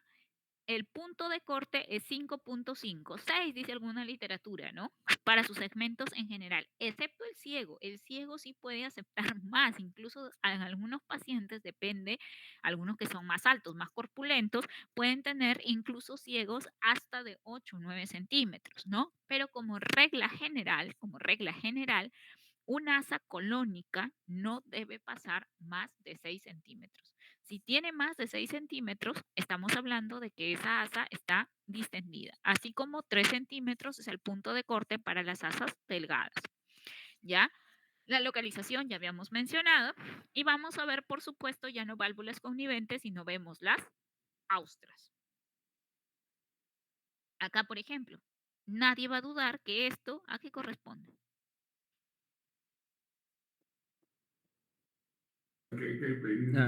Entonces el colon, pero el que menciona el descendente. Claro, este es colon descendente y este de aquí, ¿quién es? El transverso. El Transverso. transverso y este de acá. El ascendente. Ascendente. Ya, este. Y miren, aquí está el punto donde ya no hay nada, ¿no? Se supone que aquí debería estar probablemente el punto de obstrucción, que justo qué zona es. ¿Qué parte del segmento colónico es esto? ¿En recto? ¿Recto? Eso es el sigmoides. Descendente, sigmoides. Parte del sigmoides. Así se encuentran muchas veces, no tan bonitos, pero así se encuentran muchas veces los CA de sigmoides en los viejitos. Estos son pacientes que no llegan, como les digo, tan aparatosos como los del intestino delgado. Son pacientes que sí, hace una semana, como que no va al baño, como que va un día sí, un día no, ha disminuido las deposiciones, se ha distendido un poquito, ha empezado por ahí con un poquito de náuseas, no mucho, ¿no? Y cuando le hacen su radiografía se encuentran con un colon distendido, ¿ya? Saben que es colon, ya dijimos, por la localización, por las austras, y resulta que generalmente el punto de obstrucción, cuando lo mandamos a la tomografía, échense a buscar al sigmoides. Y la mayoría de veces allí va a estar el tumor. Y se ve el tumor, ¿eh? Se ve el tumor. Miren acá. Miren estas, es por les digo, algunas veces no se ve tan bonito. Miren, por ejemplo, acá. ¿Qué es eso? ¿Delgado o grueso? Grueso. Por la localización, ¿no? Miren, acá hay partes del ascendente. Miren aquí cómo se ven las austras, es el mismo paciente. Austras, austras, austras. Estas son austras también. ¿Ven? No llegan de pared a pared como la pila de monedas, ¿no? Este es un colon bien redundante. Miren cómo da la vuelta, gira, como que hace bucles, ¿no? Y finalmente también ha sido una obstrucción de colon. ¿Ya? Ahora, en la parte de lo que es el carcinoma, que es la parte más frecuente de obstrucción intestinal, bueno, la causa más frecuente de obstrucción intestinal, vamos con la hora. Uy, creo que me equivoqué y lo había programado hasta las 12:30. Ah, no, pues sí está bien, 12:30 nos correspondía. Entonces tenemos 2 minutos. Ay, no, pues en 2 minutos no voy a explicar esto. Creo que hasta ahí nada más lo vamos a dejar, muchachos. Está bien, ¿no? Creo que sí, para no hacerlo tan pesado. Y esto lo continuamos el día lunes no, claro, lunes y miércoles que tengo con ustedes, ¿no? Entonces terminamos esta parte porque de ahí entraríamos a lo que es trauma. Hacemos bien la parte repasen bien signos de vólvulos, ¿ya? Y trauma. Trauma abdominal, que es lo que vamos a ver en la siguiente unidad, en la siguiente semana, ¿ya? Y esto de acá lo terminamos el día lunes, ¿ya? Con más calma, para que quede bien clarito, y terminamos de repasar los signos radiológicos quiero que también me repasen neumoperitoneo, ¿ya? Porque el título de la semana es obstrucción intestinal y aire extraluminal, o sea, en otras palabras, neumoperitoneo. Vemos neumoperitoneo y la última partecita de vólvulos, que es lo que nos queda pendiente. ¿Sí? ¿Les parece? Sí, profesora. Ya, Sí, para me no hacerlo parece tan bien. pesado, que creo que vienen de clase y todo. Ya, muy bien, muchachos. Entonces ahí lo dejamos porque ya en un minutito como que no, no es que avancemos